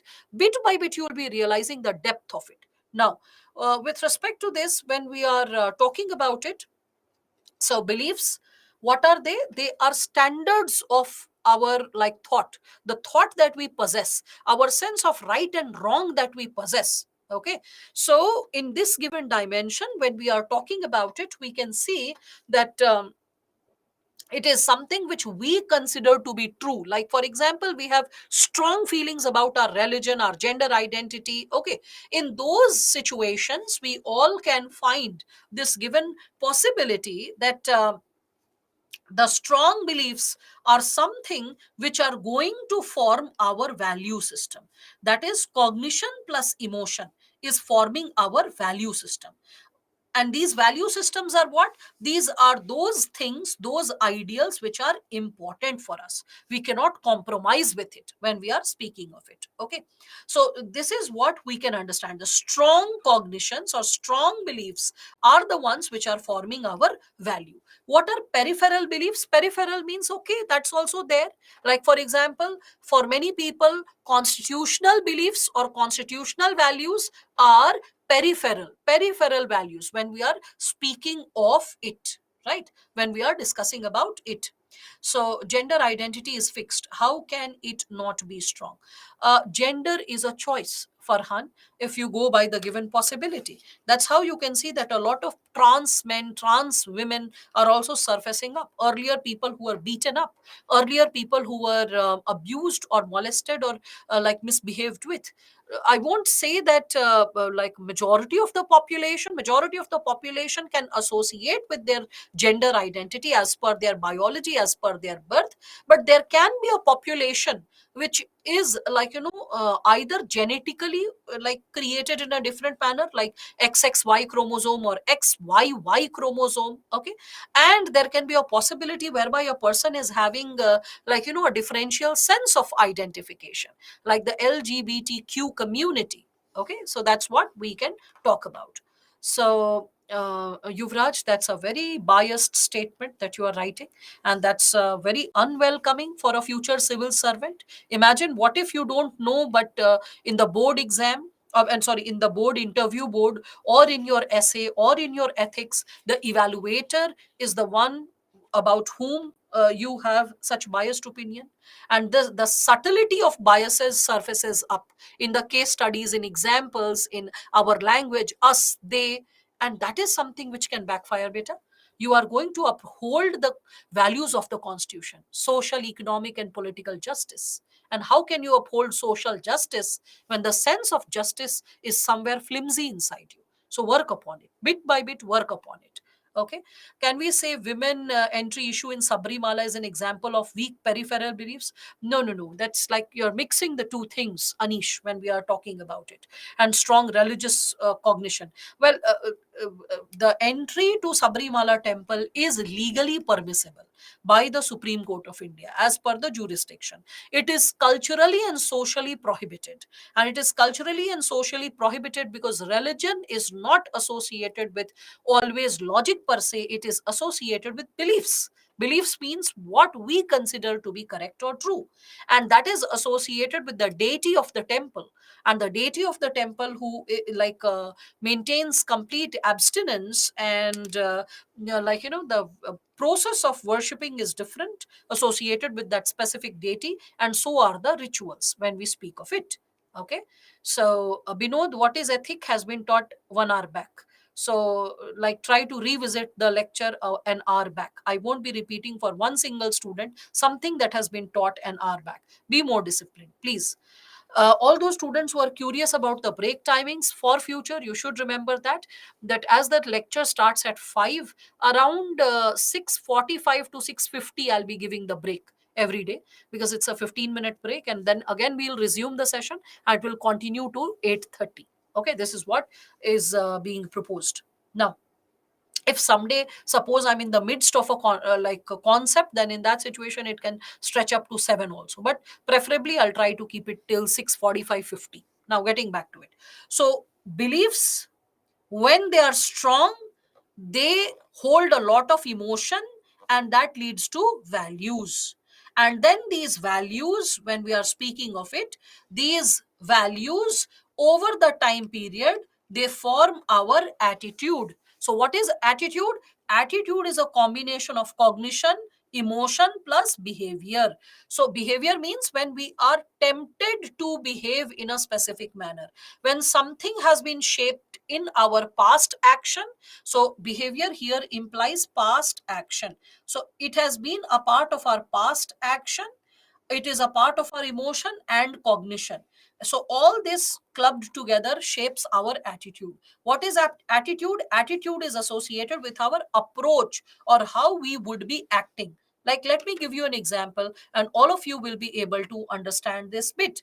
So, like, let us consider, suppose someone believes that Virat Kohli is a great cricketer. So someone believes that. Now the person believes, so the according to the person there will be something like, let's say, there can be a so called logical possibility for the individual that yes, when we are talking about it, that yeah, this person is like an amazing human being, he comes across as an upright human being, a very honest soul, a very transparent person. Now, these all are beliefs that Virat Kohli is like that. There is no formal proof of it. But people frame that opinion that, oh, he speaks like that. He uses this language. He has been like this. So, first, the belief comes into existence. Over the time period, it becomes a very strong belief. Then you develop a value that, okay, come what may, I'm going to support this cricketer. And this cricketer and his, like, sportsmanship is something which I respect. And especially, like, the way this person, like, coming up with his performance. So the person was not performing so well, again the person got back to form and started performing very well. So suppose you get inspired by that individual's form, okay, that yes, this is how, despite all odds, a person can get back to form. So you're like, wow, this is something, the spirit of sportsmanship, the value of sportsmanship. So you get very inspired. So now your attitude towards Virat Kohli is very positive, and your tendency to watch a match of Virat Kohli will be very high, because your belief is in favor. The belief has ripened into a strong belief, which has ripened into a value of sportsmanship that you respect or appreciate about Virat Kohli, that this man's fitness, his diet, his regime, his commitment towards his health and well-being, that is something which you are, like, connecting with. And then that is something which is shaping your attitude, that I will be watching his match. Suppose the next day there is an international series or some international match. So in that situation, your human behavior, how you would really act, majorly gets influenced by our attitude. But if we have a favorable attitude, we will be participating in it, we will be watching it, we will be seeing it, anything of that sort. But if we don't have a favorable attitude, definitely we will not indulge in it. Now, along with attitude, plus there is one more thing which like governs the possibility, that is situations.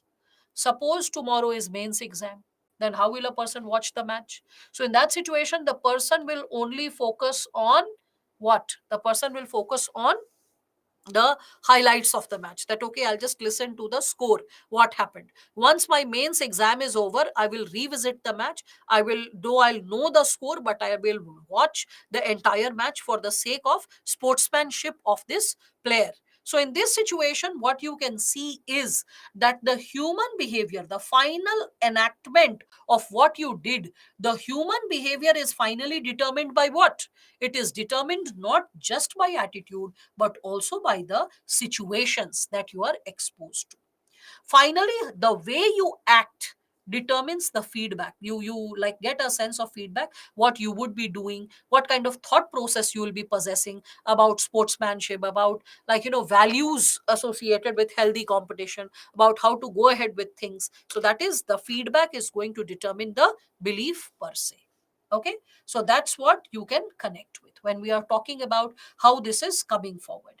Now, what I have created for all of you is, okay, when we are speaking of this, I have created an explanation associated with these given dimensions. You can see this beliefs when I'm talking about it. So I've given you an explanation related to what beliefs are, so that a technical explanation related to the like keywords is explained.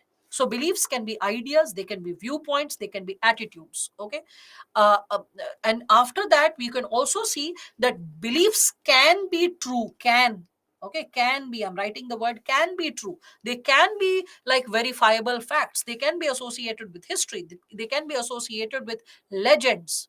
Why do we have beliefs? We have beliefs because beliefs give us hope. Okay, beliefs help us to thrive, to grow. Beliefs can help us to overcome or surmount certain challenges when we are speaking of it. Okay. So when we are talking about this given situation, you can see that two different people can have two different types of belief systems. Someone can witness the glass as half empty and someone can see it as half full. Okay. So when we are speaking of it, beliefs can evoke emotions, but not necessarily action. Not necessarily action. Because just because we have our beliefs, like I believe, or my belief system is pro being disciplined. Okay, someone is saying that I believe in honesty, I believe in being disciplined, I believe in punctuality. So it's not necessary that the person believes in punctuality. That means the person is logging in at 5 o'clock to attend the class. The person may log at 5:15, saying that, oh, I was in the washroom, oh, my parents called, oh, I got an urgent call, oh, this happened, oh, that happened, whatever, right? But when we are talking about this given possibility, a belief may not always articulate into actions. I hope that's making sense to all of you, right? Again, further, when we are talking about this idea of beliefs, we can also connect it with the idea of values, because I hope all of you are able to understand this specific diagram: beliefs and then connecting it to values when we are discussing about it. So with respect to beliefs, when you have understood, let us see values. Again, I'll be discussing about what is ethics, what is morals, what is values in greater detail. Okay, you have those slides like further ahead. But prior to that, let us observe what is here. So values, what are values? They are important and lasting beliefs. Mind it, lasting beliefs means we don't change our values easily. Okay, we have values related to what is good or bad, or what is desirable or undesirable. Okay, so values are associated with what ought to be done, okay, and what needs to be avoided, ignored, refrained from. And values, we gather it from our external environment, that is family, neighborhood, school, it can be peer group, it can be the larger society we are living in. Again, values are associated with what should be done, what ought to be done. Okay, so we can see that when we are getting inspired by our external environment. For example, someone is reading Ramayana, or someone is reading Quran, or someone is reading Bible. So there are a set of values which a person is getting exposed to it. Okay, and value beliefs, what do I imply to say? The strong beliefs based on emotions are referred as values here. Okay, so that is something which is also determining our human action or our attitude. So like when we are reading such pieces of text, that is something which is like, what about the feedback in the flow chart? The feedback in the flow chart, Ravi, is going to shape our other belief systems, our other potential patterns of action in future. All right, Ravi, the voice is perfectly fine from our end. Monica, please look into your internet connection now. So when we are talking about it, we can also assign negative values to acts. Like, negative values to what kind of acts? We do not encourage those values, we discourage those values. Like suppose ill discipline, like suppose cheating, adultery, kidnapping, insulting, multiple such examples can be there. So there can be desirable values, there can be undesirable values. That's how you can connect with. All right, so values are thus, what are they? They are guiding principles. Guiding principles on the basis of which we should lead our lives, live our lives, and has a massive influence in our personality, in our personal behavior and attitude. All right, I hope all of you are able to understand that, right? Okay. This is clear. So far, everything is clear. I hope it's simple and it's clear. All right, great. So when you are understand, okay, can you draw this diagram in the exam? You can. Okay, to explain yourself, you can just draw this diagram to substantiate your concepts. Again, so when we are moving ahead from beliefs, values, attitudes influencing human behavior, because remember, when we were discussing about the chapter, you should be able to connect with it. You can see it's written: ethics and human interface, essence, determinants and consequence, dash human actions. So how human actions are shaped when we are speaking of it. So how human actions are shaped is something we are reflecting upon. All right, Now, so as we are further moving ahead with respect to this given dimension, let us reflect the difference between values versus ethics when we are talking about it. Okay. So, when we are talking about ethics, remember, ethics are relatively universal, relatively more universal compared to values. Values can be from person to person, it can be from organization to organization, it can be from community to community, okay, community to community. Whereas when we are speaking of ethics, ethics will be relatively more universal. Values, they motivate us to act, what ought to be done, what should be done. Remember the should. So what ought to be done, what should be done, it is something which is motivating us. Ethics is saying don't do this, do this. So it is more associated with imposing constraints. Okay, it is guiding us what is the correct action, what is the right action. Okay, rather values talking what is important for us to do, what should be done. So value is motivating us, ethics is providing a clarity about do's and don'ts. Don't do this, do this. Okay, what is right, what is wrong when we speak of it. All right, I hope all of you are able to see this. All you need to do is, memorize these basic technical jargons. There are no short points to it. When you memorize it, then only you are able to understand. Okay, second last point, I'm saying that values can differ from person to person, organization to organization, or community to community. Because, like for example, the value of a doctor will be different from values of a soldier. No, the value of a doctor is to save life, the value of a soldier is to protect the country. So that's how you can understand values can differ, whereas ethics will be relatively universal. Okay, they are more generalized, they are more universal, they are broader in terms of reflection and principles. And when you write and memorize, then you are able to understand it very thoroughly when we speak of it. I'll simplify it further, you will realize it. I'll simplify it further when I'm connecting it with the component of morals. See, I've given you the dimension of morals over here. Very simply put, first and foremost, I'll show you this: ethics versus morals, because ethics versus values you have seen. Let us see ethics versus morals. So what are ethics? I told you ethics are universal standards or guiding principles of what is right, what is wrong.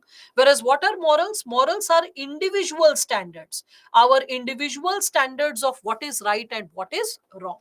All right, when we are speaking of it.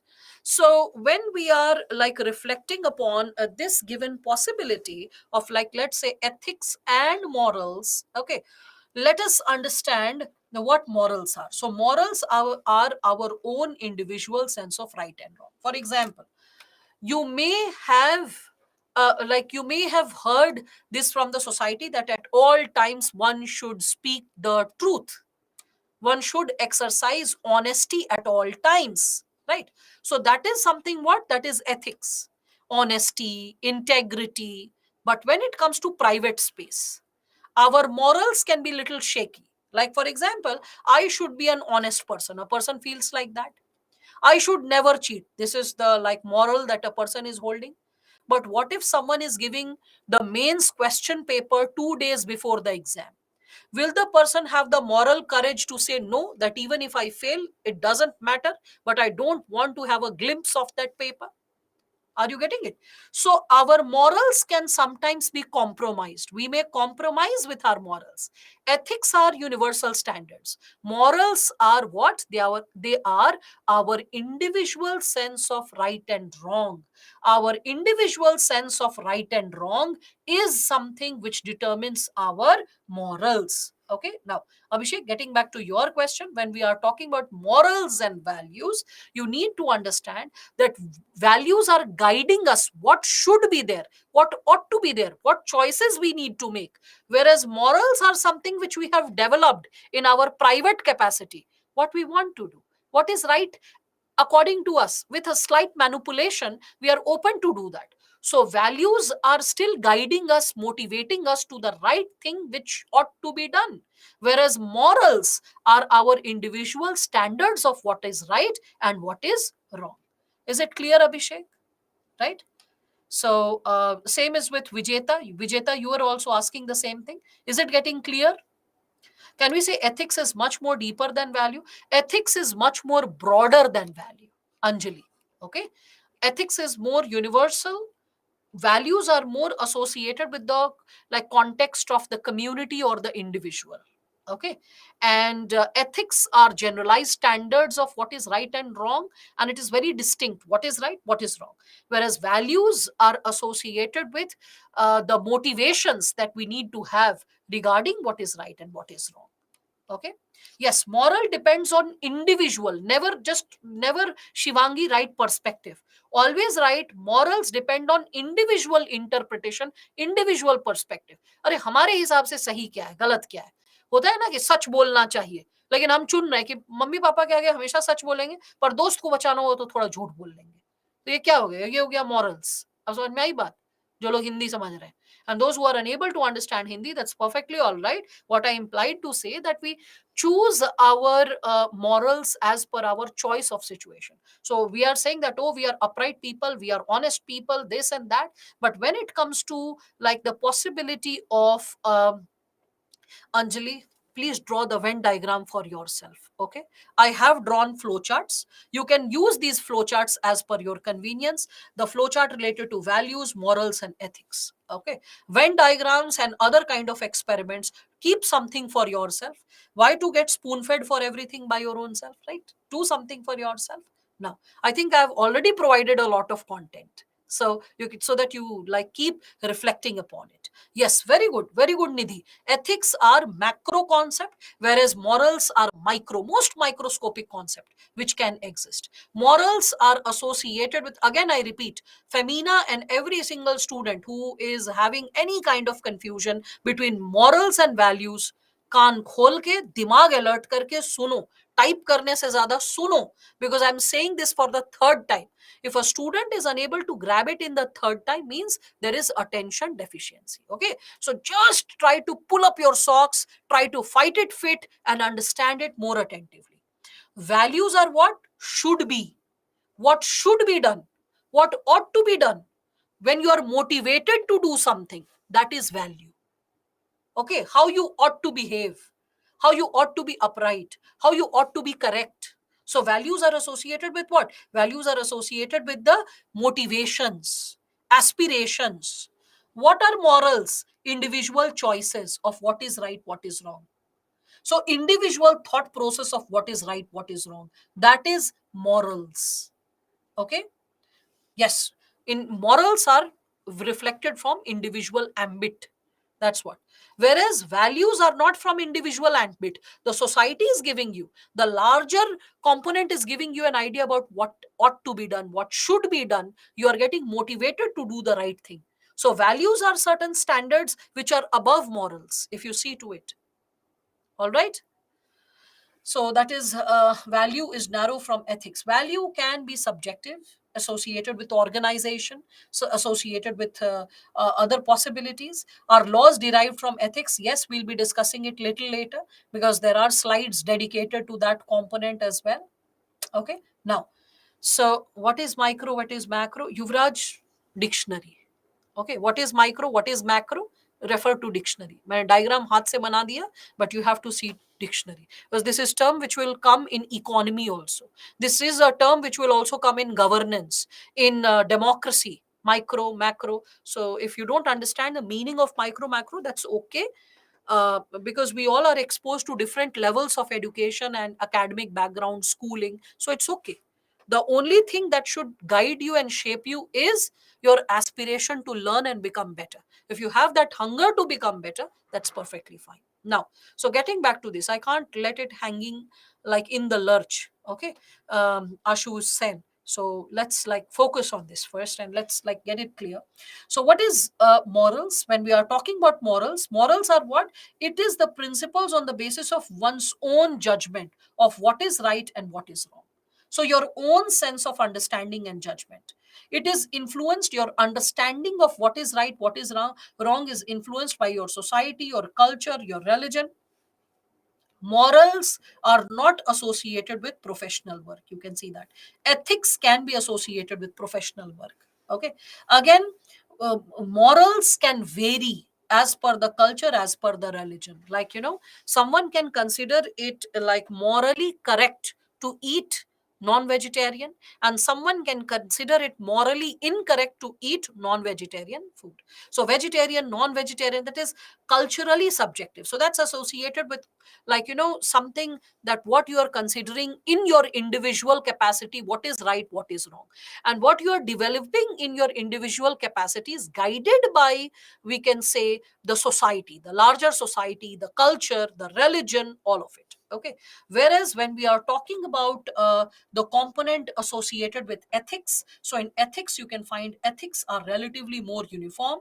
They are associated with professional work, they can be associated with organization, profession, they can be guided by the conduct of an individual or a group. So they are guided by what principles when we are speaking it of it, whereas morals are guided by one's own private understanding, one's own individual inclination. All right, I hope all of you are understanding this bit. Yes, Tripti, our ethics can guide our morality. Our ethics can shape our morality. That's the coinciding point. All right. Aren't beliefs and morals the same then? No. For the simple reason that beliefs are associated with our sense of identification. It can be associated with, like, for example, someone believes in caste system, so that's not a moral behavior, that's your sense of identification with caste system. Whereas moral will be associated with what is right, what is wrong. So you cannot mix beliefs with morals. Okay, that's how you need to understand that they are technical jargons. Okay, so technical jargons, when we are talking about it, so technical jargons needs to be clearly understood and perceived thoroughly. Okay, and you cannot mix or flip it as per your choice. Okay, Yuvraj, got it. So what I implied to say that because morality is associated with individual, hence it's micro, and ethics, because it is universal and associated with larger society, it's macro. Okay, that's what I implied to say. Morals can be wrong, but ethics are always right. Yeah, ethics are always right. Morals, as they get manipulated, they can go wrong, and if they go wrong, they won't be morals, then that will be called immoral behavior. Immoral. Okay, so that is something which I have consolidated here, if you all can see. The word moral, it comes from the Latin word mores or moralis, which means custom. So morals may change over time, whereas ethics are what? More universal, more time tested. Sources of moral can be religion, new knowledge. New knowledge how? Like 100 years back, homosexuality was immoral, but today it is accepted behavior. Okay, so new knowledge can also shape our morality. Again, we can see some morals, they transcend time and culture. For example, selfishness was considered an immoral behavior 2000 years back, also 500 years back, 100 years back, and even today. So lack of loyalty, like, lack of like having selfish behavior, speaking false facts, or having a dishonest behavior, all this was considered immoral. Okay, again, we can see that morals, they are based on individual choice, our individual understanding of what is right and wrong, and that's why they lack objectivity. They are highly subjective, because what I consider as truth may be different from what you consider as truth, and it may differ from what maybe my professor considers as truth. What I consider as discipline may be different from what you consider as being disciplined, and may be different from what a Japanese person considers what the term discipline is associated with. Okay, I've given you the term objective. What is objectivity? So objective means something which is consistent at all times in terms of action, it doesn't vary. Okay, so again, I have also explained the terms associated with the term associated with immoral and amoral. You can see this, it is in the previous slide, you all can see this. So here I have given you that indifference to right and wrong is amoral, like a child. So a child does not have a sense of right and wrong, individual sense of right and wrong. A child does what the society is doing. The child generally has a tendency to copy, emulate. So it is amoral behavior. What is immoral? Immoral is something which is associated with evil acts. All right. So can ethics be universal truth? Yes, mostly ethics is expected to be universal in nature. All right. So I hope all of you are getting some clarity related to this. Yes. All right. So when you are getting some clarity, let us take a break and let us meet again after like 15.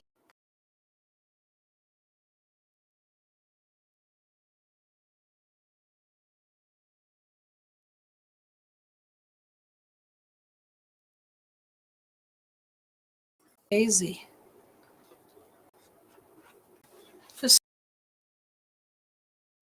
You are thinking of it with respect to this, so it is not a part, like caste system is not a part of your value system. It is not influencing your morals, and it is not a part of the ethics of your society. If you're talking about it, the ethics of your society is not something which you are determining. It's the society and its belief systems that determine whether it is. So constitutional ethics do not entertain caste based discrimination. That's what you can say. All right. So who wants to be always and is considered immoral in the society, but ethics considers this act as a personal choice? No. Abhinav, when we are talking about the person choosing the possibility of staying unmarried, it is associated with a personal choice, but ethically it is not accepted. That's what you can say. Not unethical, it is ethically not accepted. The voice is perfectly fine, Abhishek. Everyone can hear it. Otherwise, the concern would have been raised by now. Okay.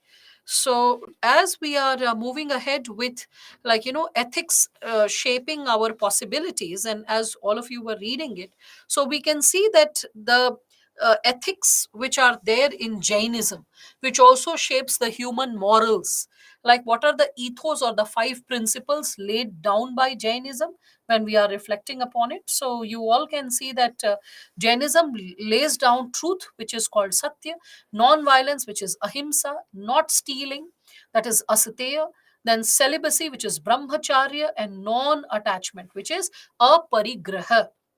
A combination of all these elements, when put together and when an individual practices it, that is something associated with, we can say, the moral behavior which is guided by ethical principles of religion. Okay. So these are the, we can consider these ethical principles can also act as moral guides or guiding our individual morality, what is right, what is wrong. All right, so you can just connect with this. However, it is the individual choice how far you want to exercise it. So for example, I can give you this, that a person is criminal, can we say he or she is immoral? Yes, the person has also compromised with the morality, the person's personal sense of right and wrong. So aparigraha means non-attachment, Ashu said. Okay. So non-attachment, whereby you are not attached to a person or a situation in any format.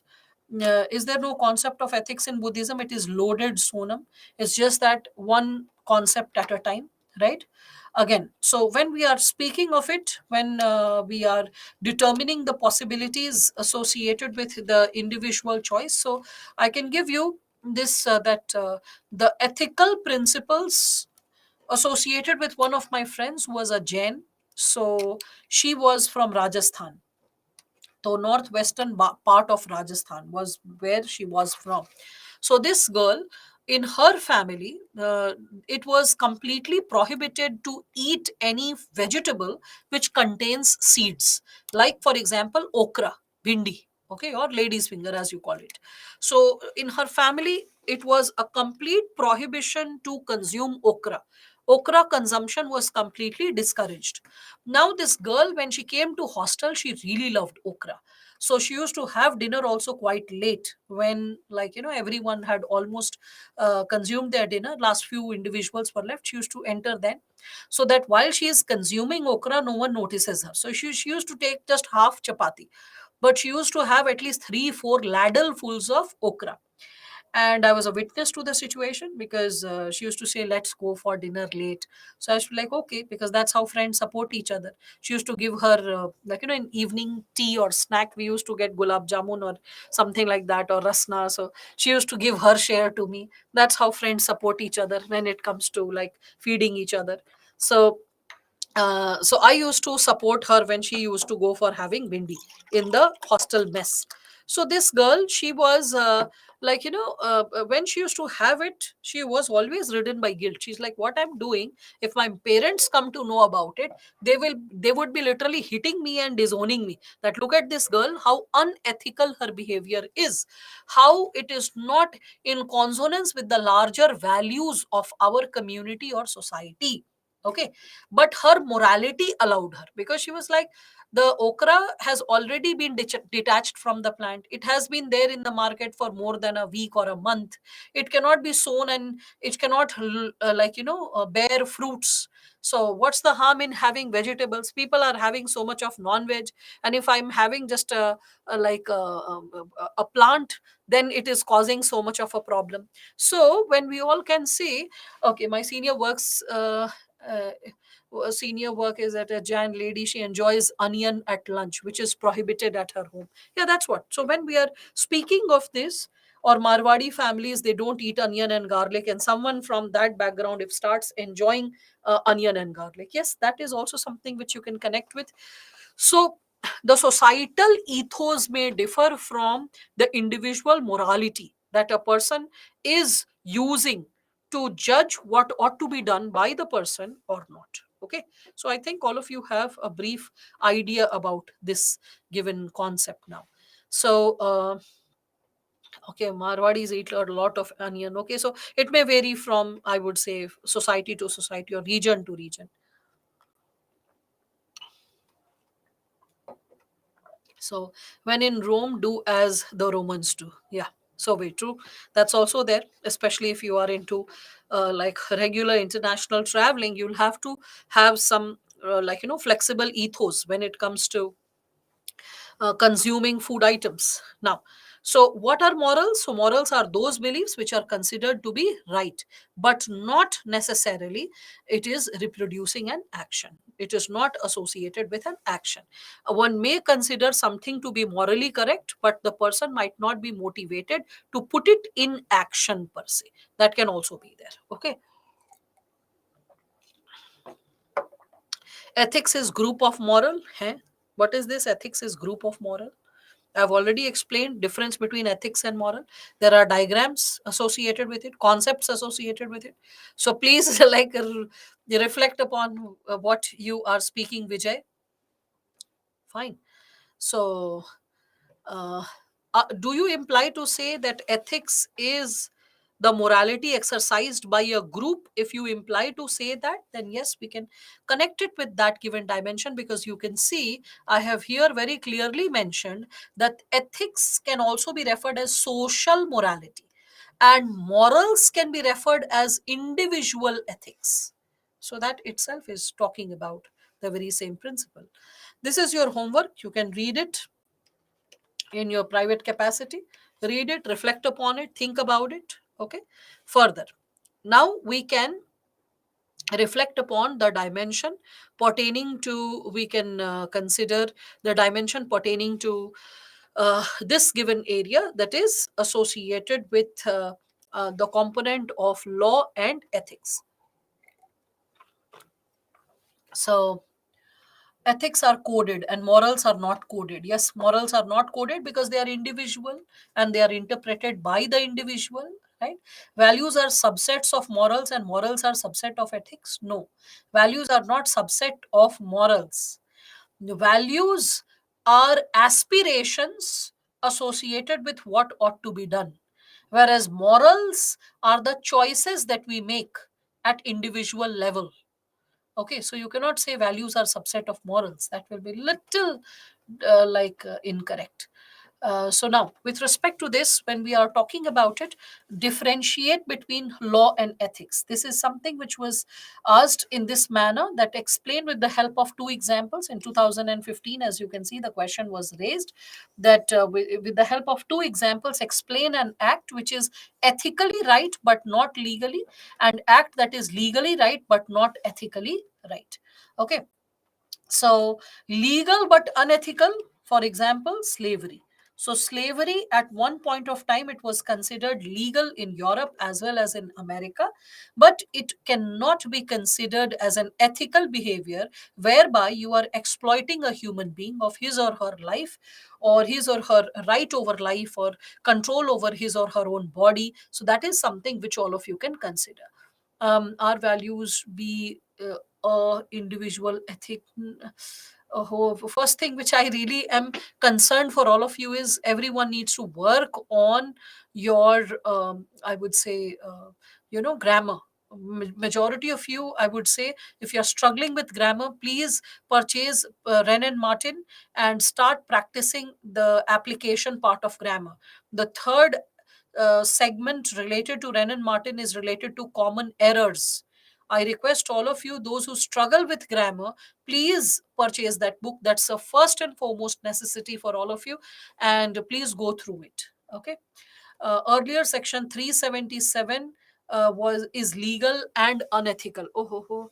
Tripti, earlier section 377 imposed that homosexual relationships were illegal as well as unethical.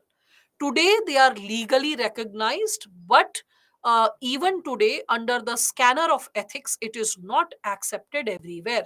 That is how you are supposed to understand. Yes, Ren and Martin is the grammar book. All those students who are struggling with grammar, some people don't even know the spelling of grammar. So, those who don't know, for them, this is the spelling. So, it's high school English grammar and high school English grammar. You can purchase this book. It is by Wren and Martin. S. Chand Publication is the one which publishes the book. There is also a key. Please, like those who are struggling with sentence formation or prepositions or any aspect, please follow this book. This is a must. Otherwise, how will you write your essays? I mean, in GS with bullet points, maybe you can sail through. But how about essays? You'll mess up the essay component, right?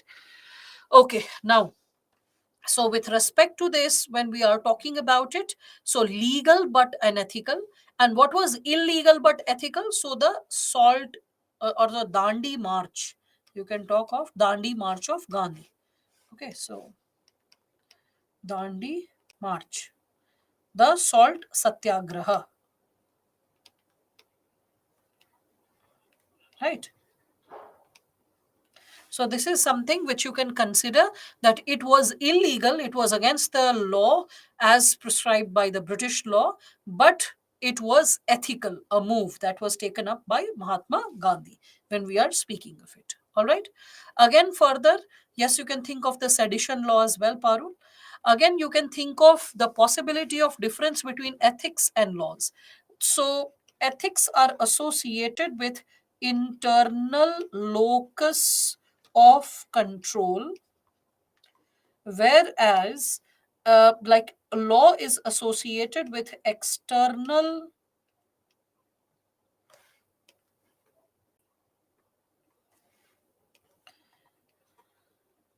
locus of control. Okay, so internal locus of control and external locus of control. So when we speak of ethics, we all can understand that it is a part of our moral philosophy, which is guiding our human conduct. It is a sense of right versus wrong. So it is a sense of understanding. It is related to good behavior. It can be abstract. It can be associated with individual or professional guidelines, and if you're violating an ethics, it is not usually punishable. Whereas when we are speaking of laws, we can see they are punishable with fines or imprisonment, right? The laws intend to maintain peace and order in the society. Laws will be written, or they will be government administered, right? They will be codified. You can see that laws can be based on ethics. Ethics can guide the creation of laws, and they are associated with the rules that are governing the society. So they are more formal, more structured, more clear and distinct. Yeah. Yes, they can be justified by the court, they can be passed by the parliament, whatever. So laws are associated with external locus of control. External bodies, external agencies are associated with monitoring law. Whereas ethics is associated with internal locus of control associated with a given society when we speak of it. Again, when we connect it with religion, okay, the component of religion, when we bring it on, can we say that ethics is focus on individual self growth and interest? Ethics is focus of individual self. Well, ethics is associated with societal as well. It is associated with specific profession or organization as well. So that's what. Can you please give the present example of legal but unethical? Yeah, I mean, like we can see homosexual relationships, it's considered legal, but a lot of people consider it to be unethical, right? Something which is legal and ethical, a lot of things which we follow, which are legal, are definitely based on the ethical principles about the segments associated with right and wrong, right? So it is ethical to exercise tolerance, and it is in our law the concept of secularism. Simple. Dilemmas related to same sex marriage, yes, that's what. Okay, women's wheel, yes, you can consider that as well. Can this be an example of legal but unethical? Taking money for some work, that's legal. Taking money for some work, that's corruption, that's bribery. But doing it according to law is not considered as bribe according to Prevention of Corruption Act. So taking money for some work but doing it according to law, no, I mean, you are not supposed to take any economic favor. When under the law the fee has been paid to the government department, no extra material favor ought to be extended. So who has given you this insight that it is allowed? It's not allowed. A manual scavenging law can be legal. No, it is illegal, Rukmini. Manual scavenging is illegal in India. Okay, it's not permissible under law. And that's why we have banned it in different parts of India, where whenever such cases surface up, immediate rehabilitation has to be done in that given situation. So, and it is unethical, definitely. Adultery is illegal as well as unethical. Yes, that's what.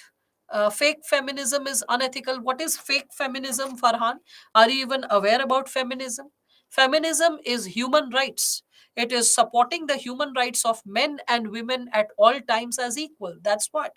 Like, for example, when we speak of equal rights in the name of religion, equal rights in the name of caste, in the similar manner, equal rights in the name of gender is what feminism is all about.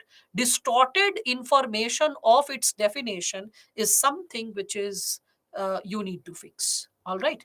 And that is something which leads to, I would say, a theoretically incorrect perception about feminism. And I think that theoretically incorrect possibility is fine for the larger world, which suffers from common sense and distorted information. But for a future civil servant, it is expected that he or she should be aware of what feminism is all about, right? Okay. So now you have a lot of examples. I'm not going to read each and every example. Now I'm carrying forward with the concept. So with respect to it, we all can see that religion, when we are reflecting upon it. So religion is a source of morality. Today the studio's location is quite weird, so flies and I don't know what not is coming inside. So religion is a source of morality for the followers when we are reflecting upon it.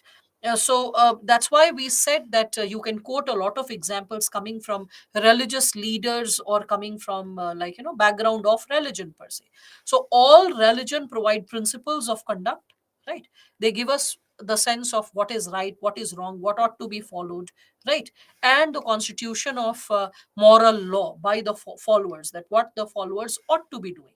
So there is a very famous quotation by Fyodor Dostoevsky, who's a Russian writer.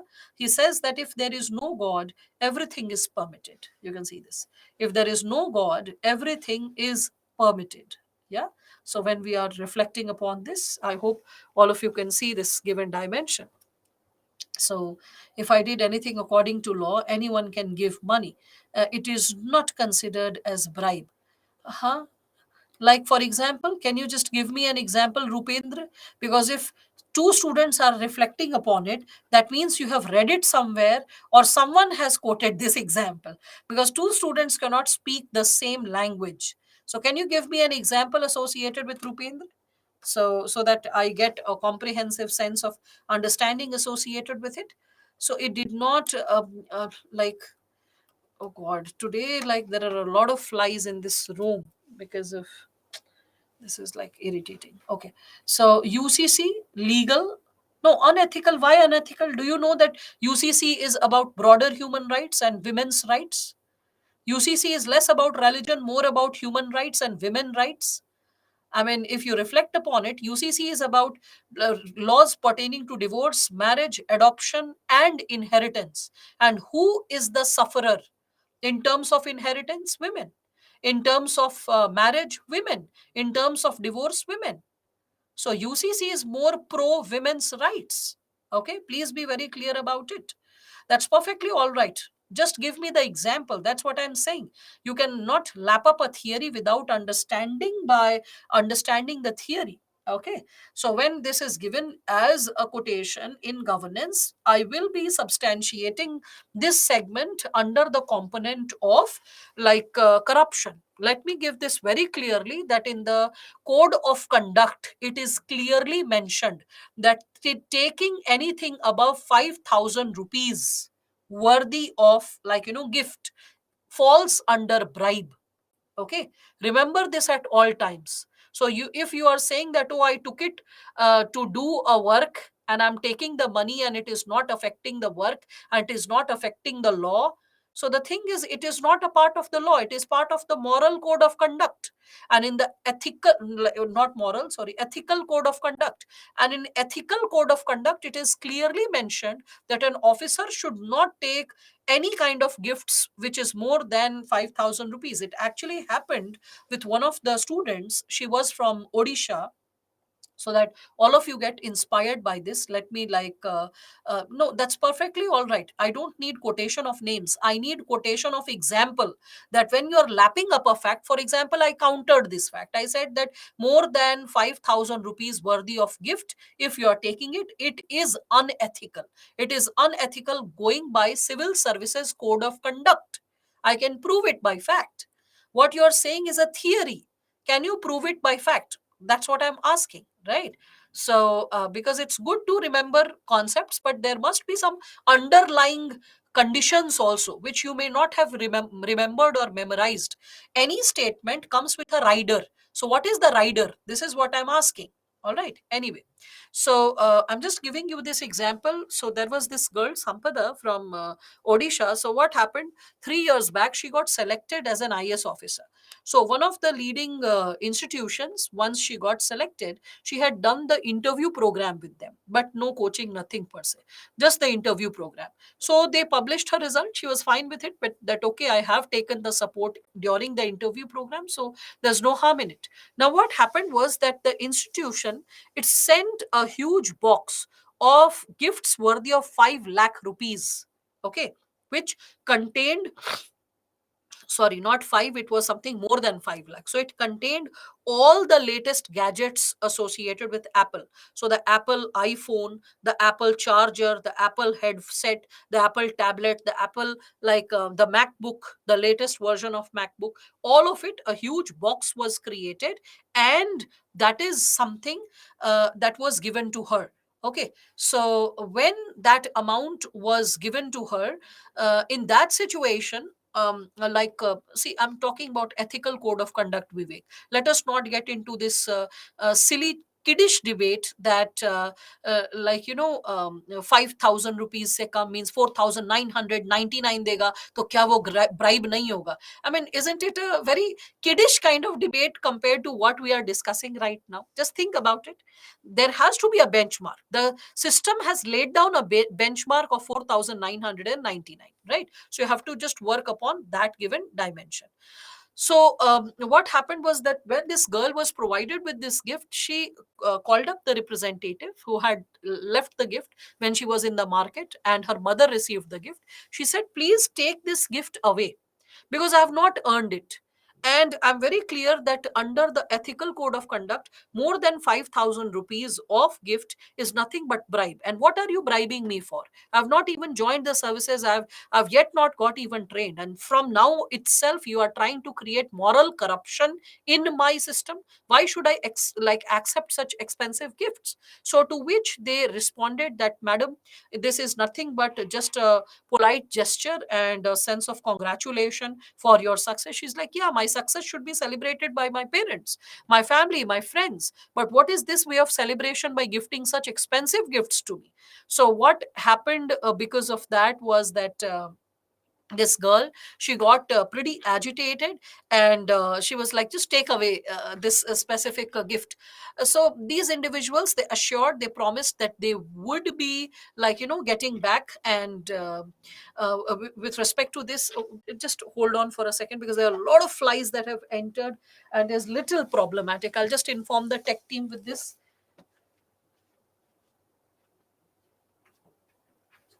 Raj, Raj, Raj, please.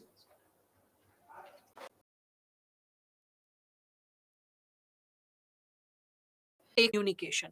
So to receive gifts is essential to establish healthy communication, but at the same time, it can encourage, immoral behavior, corrupt behavior as well.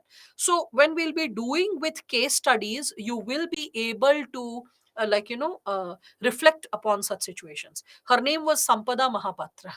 Okay, like Ashuddin. You can see there are so many officers with their moral code of conduct. They inspire you so very through and through, because majority of the times via OTT platforms and these like TV series, etc., we come across such horrible examples, and always seeing that bureaucrats will be, not so competent, or they will be corrupt, or they will be always compromising. Every once in a while in newspapers also we come across such information, like poor examples, I would say, of bureaucrats not behaving in an up to mark manner. So, what I imply is, Priyanka, the question what you are asking, is it relevant to the chapter of ethics which I am teaching? Can you call the management and seek clarification about it? Because in the lecture of ethics, the question which you are raising is, I think, highly unethical and not in consonance with the subject and the chapter. So, as a future civil servant, learn to prioritize when to ask why and how. All right. Now, going ahead with this. So, I hope all of you are getting an idea related to this given possibility of what is corruption and what is not considered as corruption. And you will be getting exposed to case studies as well. So in that you will get an idea associated with this. Yes, yes, there are a lot of corrupt examples, not just one for that matter, Andir. So how this quote is valid: if I am an aesthetic, then everything I do is fair for me. When aesthetic is associated with personal morality, my own sense of right and wrong is something which is determining my individual aesthetics. Okay, Anurag, I hope that's getting clear. According to French police law, is police law, killing someone by the police to maintain law and order, but ethically it is wrong. Yes, definitely, that's there. French, anyway, are quite a queer civilization. Their culture is also quite interesting and quite myriad for that matter. Anyway, so I hope all of you are like, I gave you a basic glimpse about it. Alicia, for that matter, AFSPA also. AFSPA or any coercive law is fine for a short time period when you have to bring about the concerns of law and order in consideration, and when you have to protect the sovereignty of the country. But any coercive law exercised over the citizens for a prolonged time period will create the challenges pertaining to national integration in the long run. Okay, and that's not just I who is speaking. An ex defense secretary with whom I got an opportunity to sit for the this mock interview, Datta sir. He was also heading the Northeast zone in his times. So now he's in his 70s. So he also spoke of this same thing. So please understand that any person who is well read and educated has this kind of opinion related to AFSPA when we speak of it. Now, anyway, let's get back to it. So all of you are getting an idea about the issue of corruption also, where all of you tend to, like, you got stuck, right? So all of you are getting an idea related to this. Now, with respect to this ethics and religion, when we are comparing the two, you need to understand that ethics, the central aspect of ethics is what? The rules of living. And religion, when we are talking about it, the central aspect of religion is following God's command or following the religious rules. Okay. Similarly, ethics, it is grounded in reason, in human experience, whereas religion, it is based on, or it is grounded in revelation or divine authority.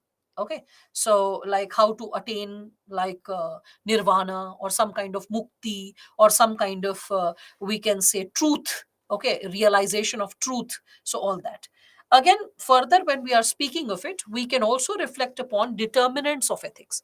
See, something which I can substantiate further is, how many, sir? Kanakpriya, you are asking how many, sir? Who is this question directed to, and what is the purpose of this question? I cannot sense that.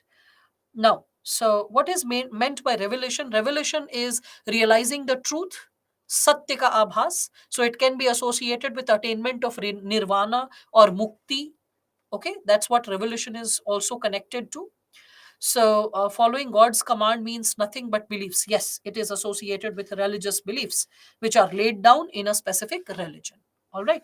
So, there is something which I would be encouraging all of you for the ethics paper, or in fact, nowadays it is associated with all the GS papers or essay for that matter. In your process of preparation, if you see the questions of essay or ethics, or even for that matter polity, I mean, you will not find the questions coming from M Lakshmikant is fine for prelims, but it is not a book which you can fight with that book with respect to your mains. All of you are aware of it. So what I propose is the 3-step process. Okay, in fact, just a second.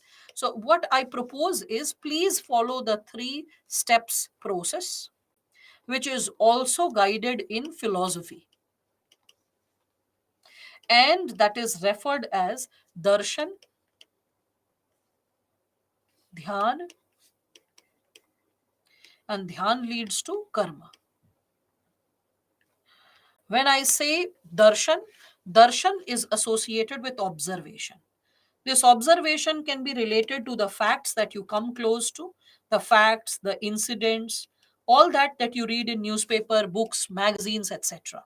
So that's darshan, observation. When you're reading, when you're consolidating, 90% of the students, they stop here, darshan. They open the book, they read, over, finish. But the truth is, after observation comes the second step, that is dhyan. Dhyan over here is associated with introspection. What I'm reading, how relevant is it? How valid is it? So, introspection is what dhyan implies. Introspecting, contemplating, how is it associated with the given scenario? Okay, so how is it going to lead to the given possibility? 3-step process for your preparation, wholesome UPSC preparation, not just ethics but everything. And anyone who's not understanding, please open the 2021 and 2022 essay, and ask yourself, which essay topic would you be able to write? You'll get an idea what I'm saying. Any student who has not revisited the 2022 mains question paper of GS, any subject which you have completed, governance, go ahead, social justice, go ahead, history, go ahead, polity, go ahead, open the question paper and see that with all the notes and material that has been taught, are you still capable to respond to the answers? And if you feel that, oh my God, despite the fact that I have notes, material, content, but the tendency to reflect, think, and join the dots, okay, join the dots is something possible only with introspection. So introspection is very necessary. Then only you can solve case studies. Then only you can solve the mains oriented important questions. How many subjects or topics are included in ethics? Kanak Priya, syllabus. I have discussed the syllabus towards the beginning of the session. Please join the session in time to avoid such mishaps. All right. Now, so darshan, After that, we have dhyan, and after dhyan, we have karma. What is karma? So, karma is associated with application of that knowledge. And when you are applying that knowledge, then you are able to prove that you are a person of wisdom. So, wisdom is attained by the consolidation of all these elements per se when we are speaking of it. Okay, the darshan, the dhyan, and the karma. All the three leads to wisdom. In your answers pertaining to GS, how will you gain it? So, first, you are supposed to consolidate all the facts coming from all the GS papers. Okay, plus, so all the facts along with, like, the all the, like, let's say the current affairs, news, whatever you're reading, consolidate all the facts, all the information that you are gaining, plus incorporate daily observation, what is getting published, why things are debated, what is the present development, where the society is heading to. Okay, and plus take examples from media, consolidate all these elements, and that is going to improve your knowledge. When I say knowledge, have sufficient knowledge about the ethical realm, the psychological realm, the social realm, the economic realm, the political realm, what's happening and why is it happening? Why, what, how? Try to understand the beliefs, the attitudes, the thought process of the people, where people are heading, what all is happening. When you have wisdom in any given discipline, it's then that you get good marks, because wisdom creates greater reflection in your answer. Okay, so what the examiner is looking for is your sense of reflection pertaining to a topic. So, for getting good marks in ethics, please remember this given dimension. Darshan means observation. When you are reading books, facts, this is the only thing which you majority of you do, Simranpreet, isn't it? Like, after reading the book, how many times do you close the book and you keep thinking about the concept for half an hour or 1 hour? Like, are you understanding that what I imply to say? So darshan is what majority of us are doing. After darshan, if someone starts doing dhyan, contemplation, the child will definitely come under 100 or 200. But if actually you start getting into application, karma, the wisdom, you will be topper in all subjects. Moreover, you will be a great human being, a great administrator. Okay, so that is what is needed, wisdom. So darshan, dhyan, and then putting it to karma. That is what is reflected, and that is what is necessary. So not just in, like, incorporating facts. Let me give an example. Like Mahatma Gandhi, he observed that he was kicked out of the Durban, like, in Durban, when he was traveling and he boarded the first class train, he was kicked out of the train.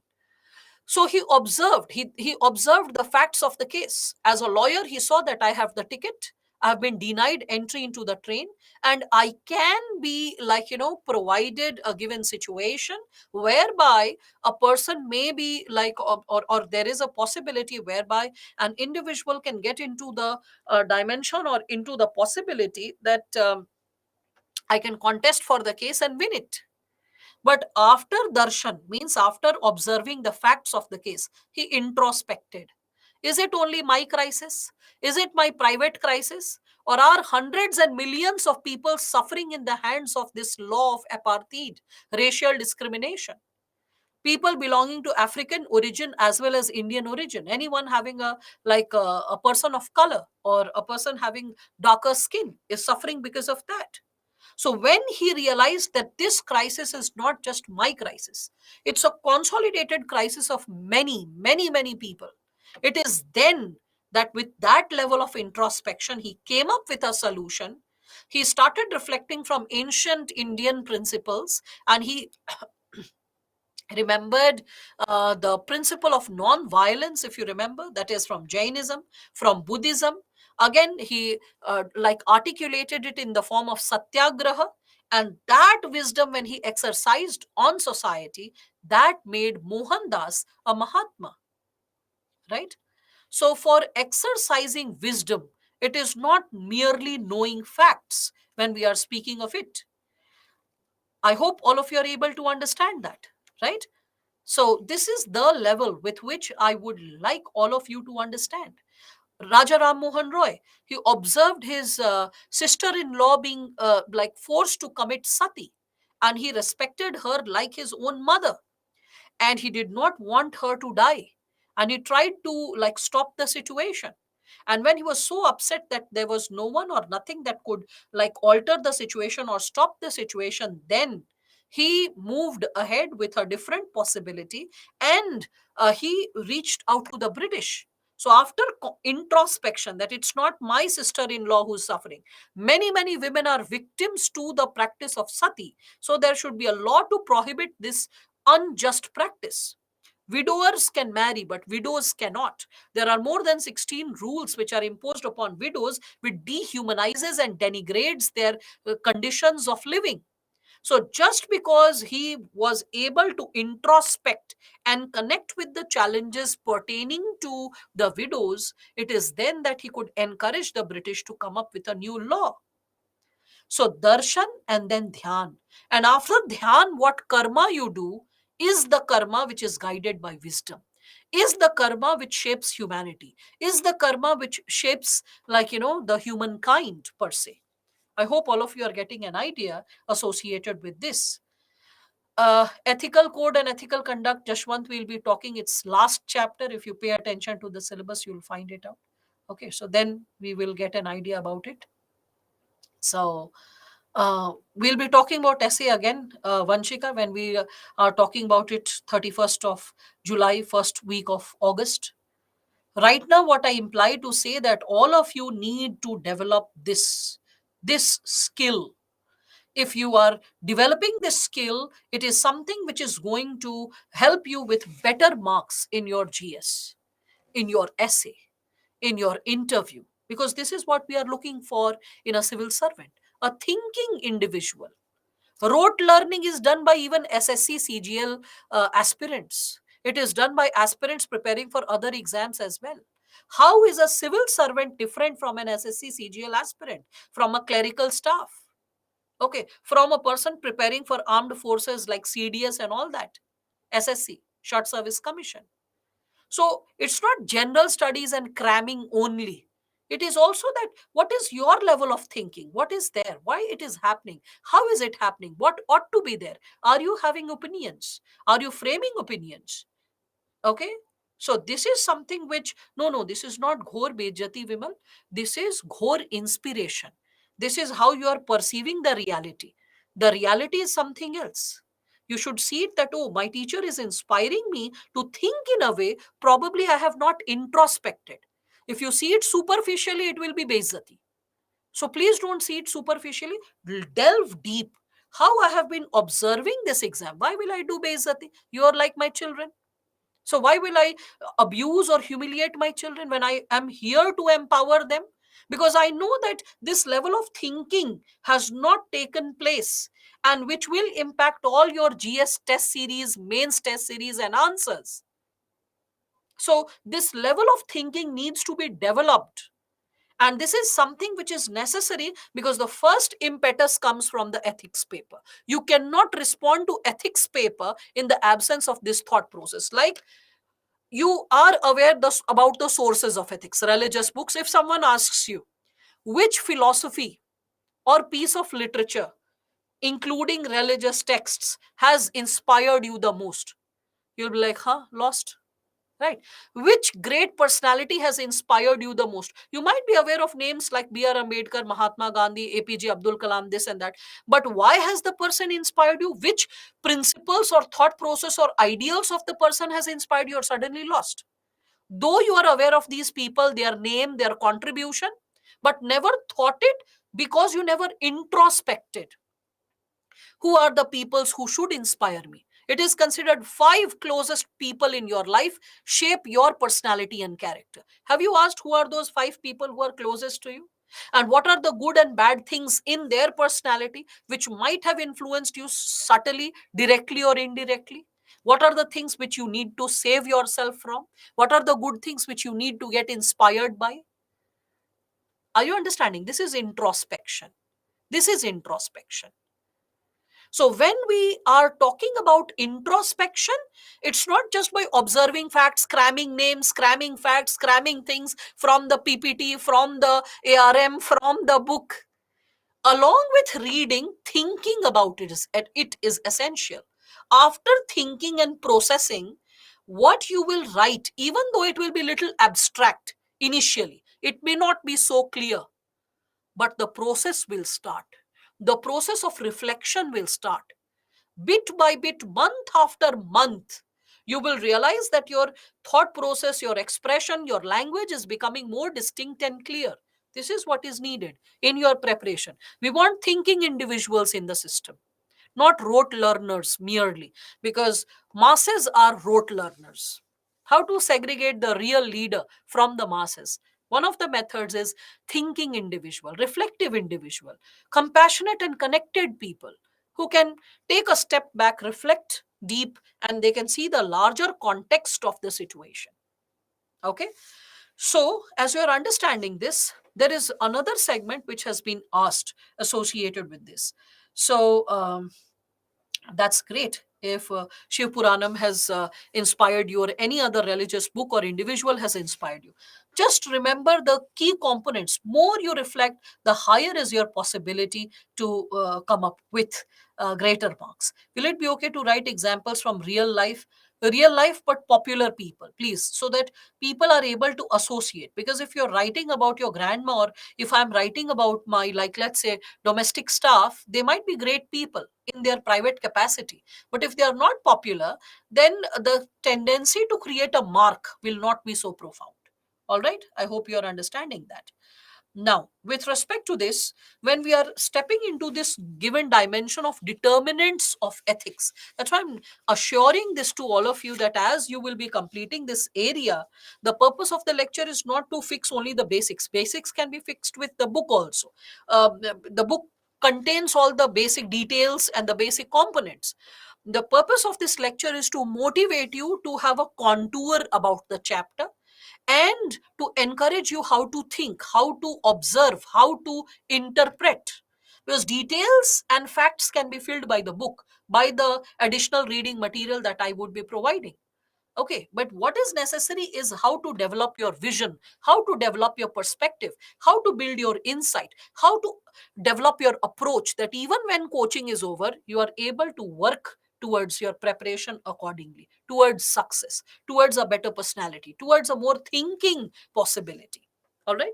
So, here, when we are talking about this component of determinants of ethics, all of you can see this component related to determinants of ethics is also connected to one of the types. If I speak of types, it is associated with ethical relativism as well.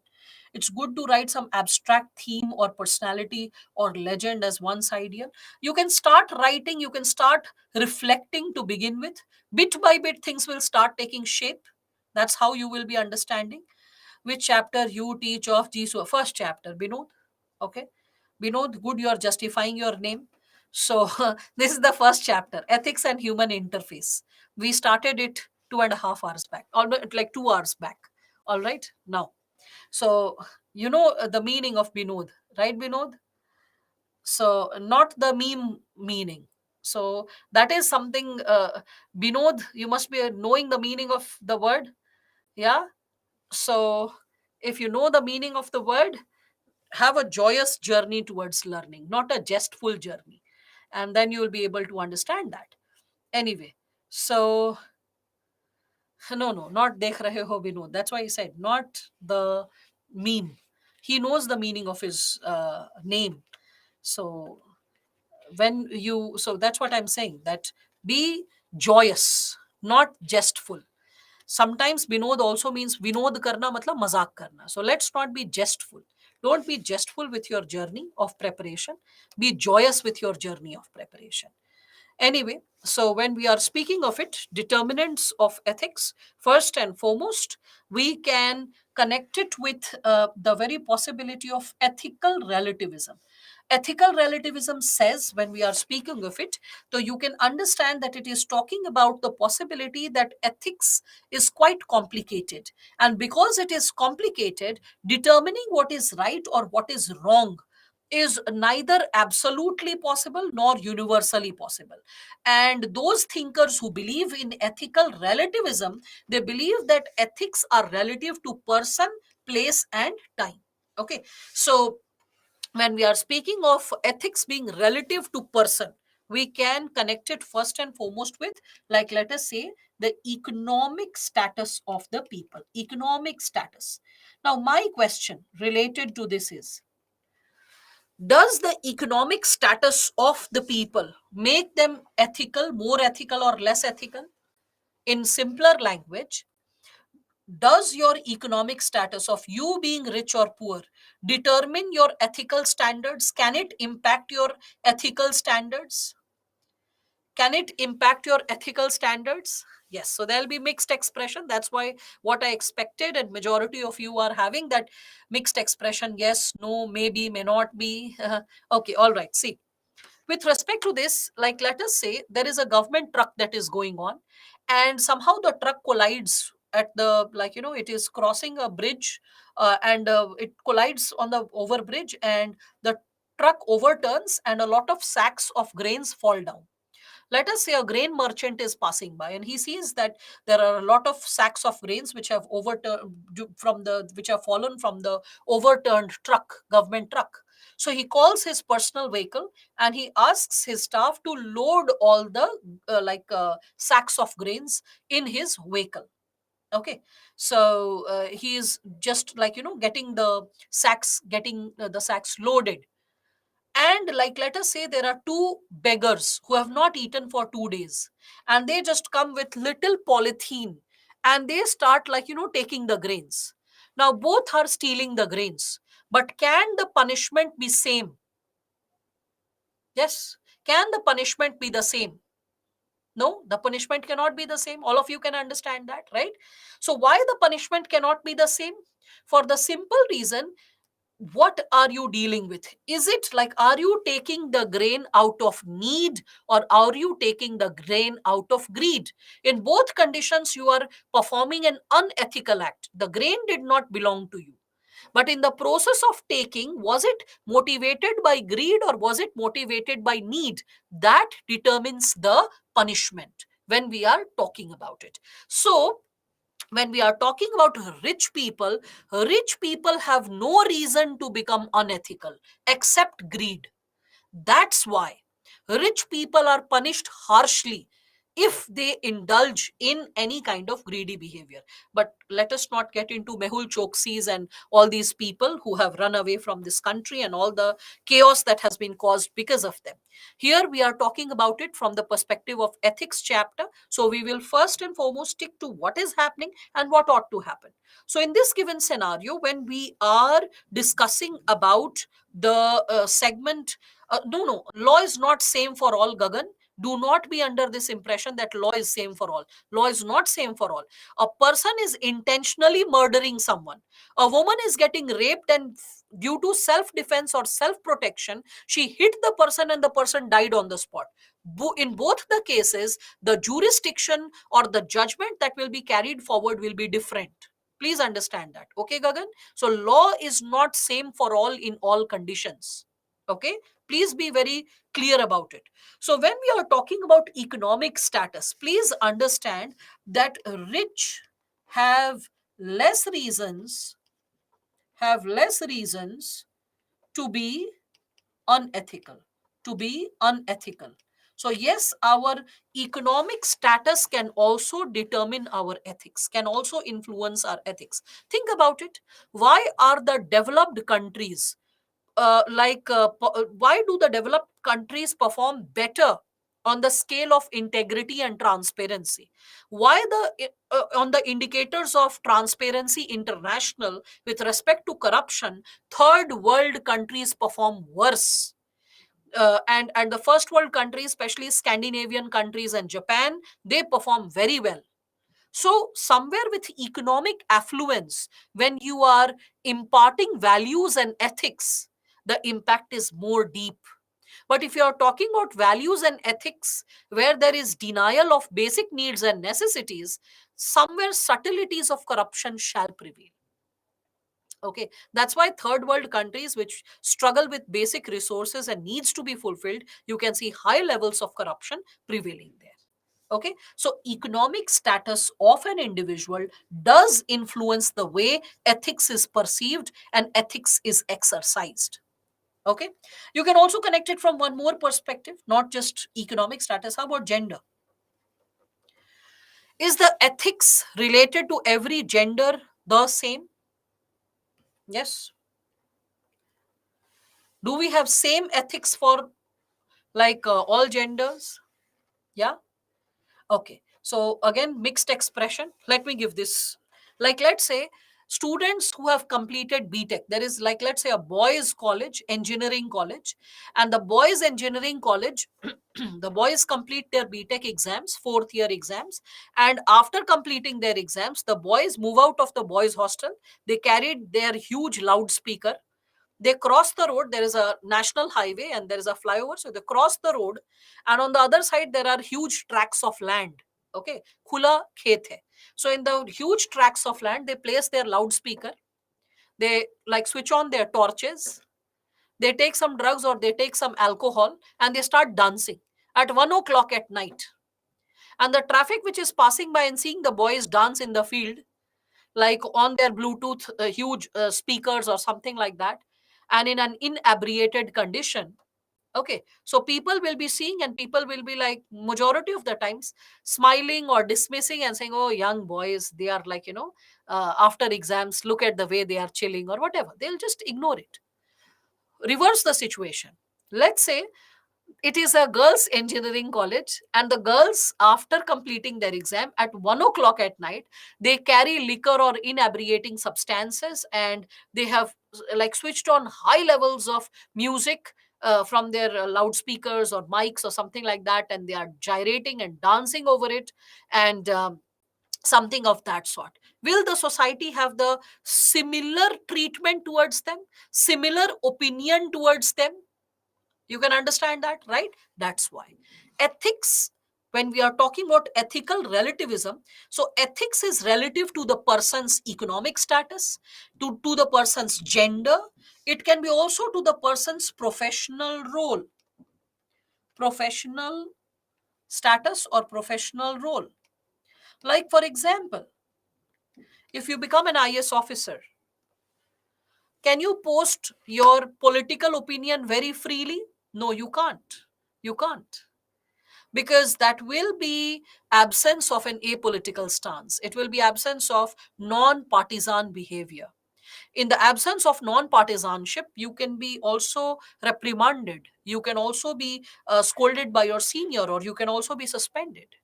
So it will be encouraged to you that keep your political opinions up to yourself. Do not share it on Facebook.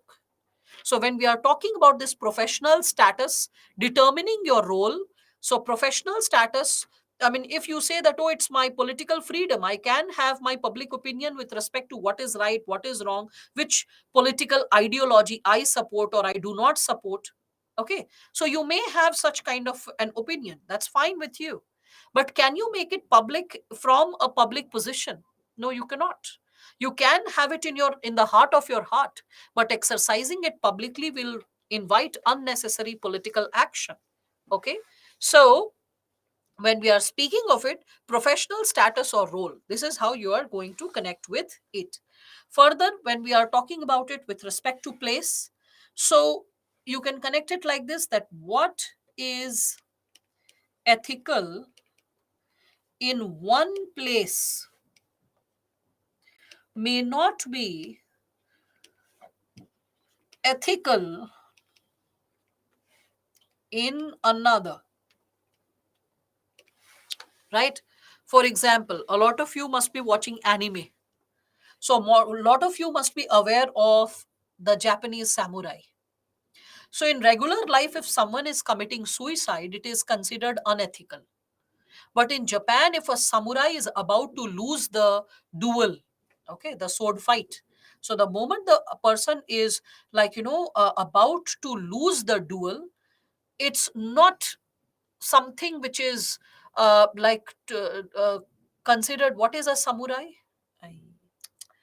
जो लोग तलवारबाजी करते हैं Japan में, ठीक है, तो उनके मन में बहुत इज्जत रहता है अ, तलवारबाजी में जीतने का। जीत हारने से अच्छा माना जाता है कि आप मर जाइए, ठीक है? बस ये समझ लीजिए Vivek. Now, so when we are talking about the samurai, the samurai will prefer to commit suicide before losing the duel, before losing the sword fight, okay? And that behavior, that suicide, is considered ethical. So ethics is relative to place.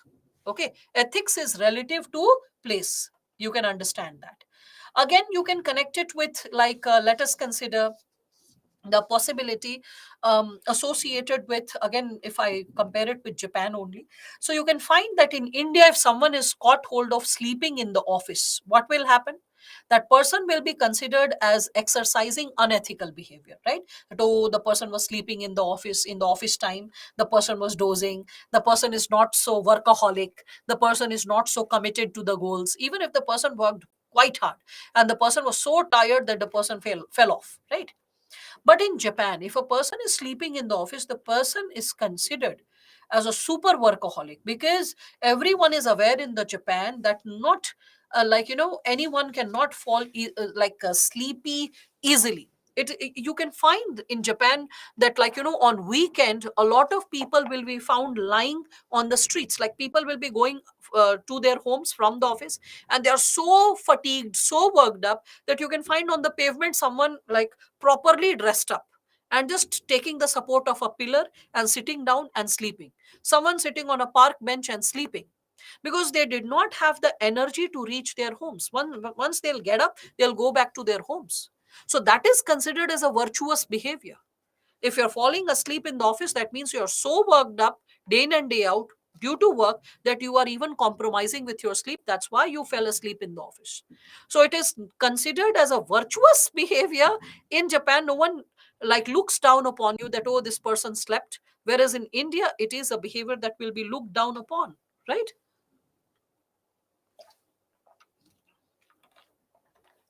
Similarly, we can see we have double standards, like people going to Singapore and observing all kinds of sanitized behavior. The same people coming back to India and they'll be littering the streets, they'll be spitting on the streets. So we have, we can see double standards when it comes to exercising our behavior as per the place. So I hope all of you are able to understand that, right? I hope this is clear with respect to place. Now, so these days they are paying to learn how to smile. Yeah, they are also paying to get there are services pertaining to paid sister, because men, if not married till 27, 28, they shy away from coming out of their homes, and because of which they suffer from depression, deep sense of depression. So there is an online service that is started, which is associated with providing a sister. So you can book a sister, she will come, she will sit with you, she will counsel you, she will share emotions with you. If you want to go out to watch a movie with her, that's also there. Also, there are hug partners. You can book a partner with whom you can go for a movie and you can probably hug. So there are different categories, and mind it, this is not associated with prostitution. These are paid services. You don't have time and energy to invest in a real relationship, which will be costing and taxing and which you have to chase continuously. So to do away with real relationships, they go for paid relationships. That also happens. Anyway, ILOC and ELOC have already explained, Komal. When you get annotated PPT, please read it. ILOC, I have already written internal locus of control. ELOC was external locus of control. So once the lecture is over, the annotated PPT shall reach out to you. Please read it and you'll get an idea. All right. So that's there. I hope everyone can understand. ठीक है. बहुत प्यार से तुम रुपेंद्र याद कर रहे हो. It is good, Vinod. And he was Vinod, not Vinod. And another thing is, he's a sincere student. I appreciated his a question, that at least he had the courage to ask it. So ethical relativism is what? So ethical relativism is associated. No problem, Pranay. Always remember, Pranay or any student who listens to me passing a comment in Hindi, always remember it will be jestful. Nothing academic will be lost. Always remember that if I am having fun or just pulling leg or sharing some light moment, it is then I'll be sharing in Hindi. So any student listening to any comment in Hindi and not able to connect with the given insight, please be very open to this very possibility that you are not going to miss out on anything core. All right. So here when we are speaking of it, you can also consider person, place and time. So ethical relativism, what is it? So ethical relativism implies that ethics are relative to person, ethics can be relative to place, and ethics can also be relative to time. Time, like for example, what can we say? So it can be associated with practices like sati, slavery, imperialism, right? Untouchability.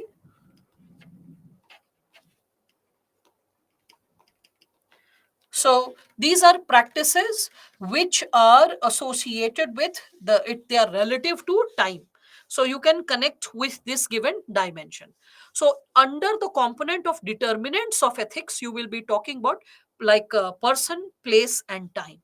Okay. When you are talking about types of ethics, first is ethical relativism. Then second, yes, you can talk about dowry, you can talk about halala, you can talk about triple talaq, you can talk about johar, all these concepts. You can talk about homosexuality. Yes. Okay. Now, so with respect to this, then you can come up with ethical universalism. This is the second concept. Ethical universalism believes that ethics remains the same. Please pay attention to this. I don't want any lazy student asking me to repeat. Okay, so please pay attention what is written. At the thinkers who believe in ethical universalism, what do they say? That ethics remain the same. It is the manifestation, mind the keyword manifestation. It is the manifestation that changes.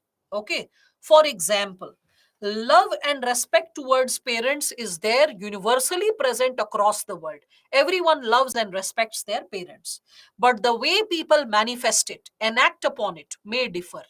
One such practice is called senicide, which is also referred as talai kutal in Tamil Nadu. So I've just posted this information, taken this image from a newspaper and pasted for all of you related to talai kutal. Now, when we are talking about this practice of talai kutal, we can reflect upon the given segment that what is it all about. So, talai kutal is a practice whereby, like, let's say there is an ailing parent. The person has no chance or scope of getting cured. Okay. Seni means senior person, the old age person. Side means killing, sahil. Okay. That's why I said, please pay utmost attention as I'm explaining it. So, now what happens is that you love your parent, you respect your parent like anything, but you are seeing that your parent is suffering, and day by day, bit by bit, the person is dying. The person is all the time crying, unable to sleep, is in constant pain. No medicine can cure. The doctors have said that the person is suffering from the pain of aging, pathos of aging. So in such a situation, let's say one of the children decides that, okay, fine, I will kill my parent. So this very thought and this very choice that the parent will be, yeah, it is more like mercy killing of the senior citizen, or it is like euthanasia.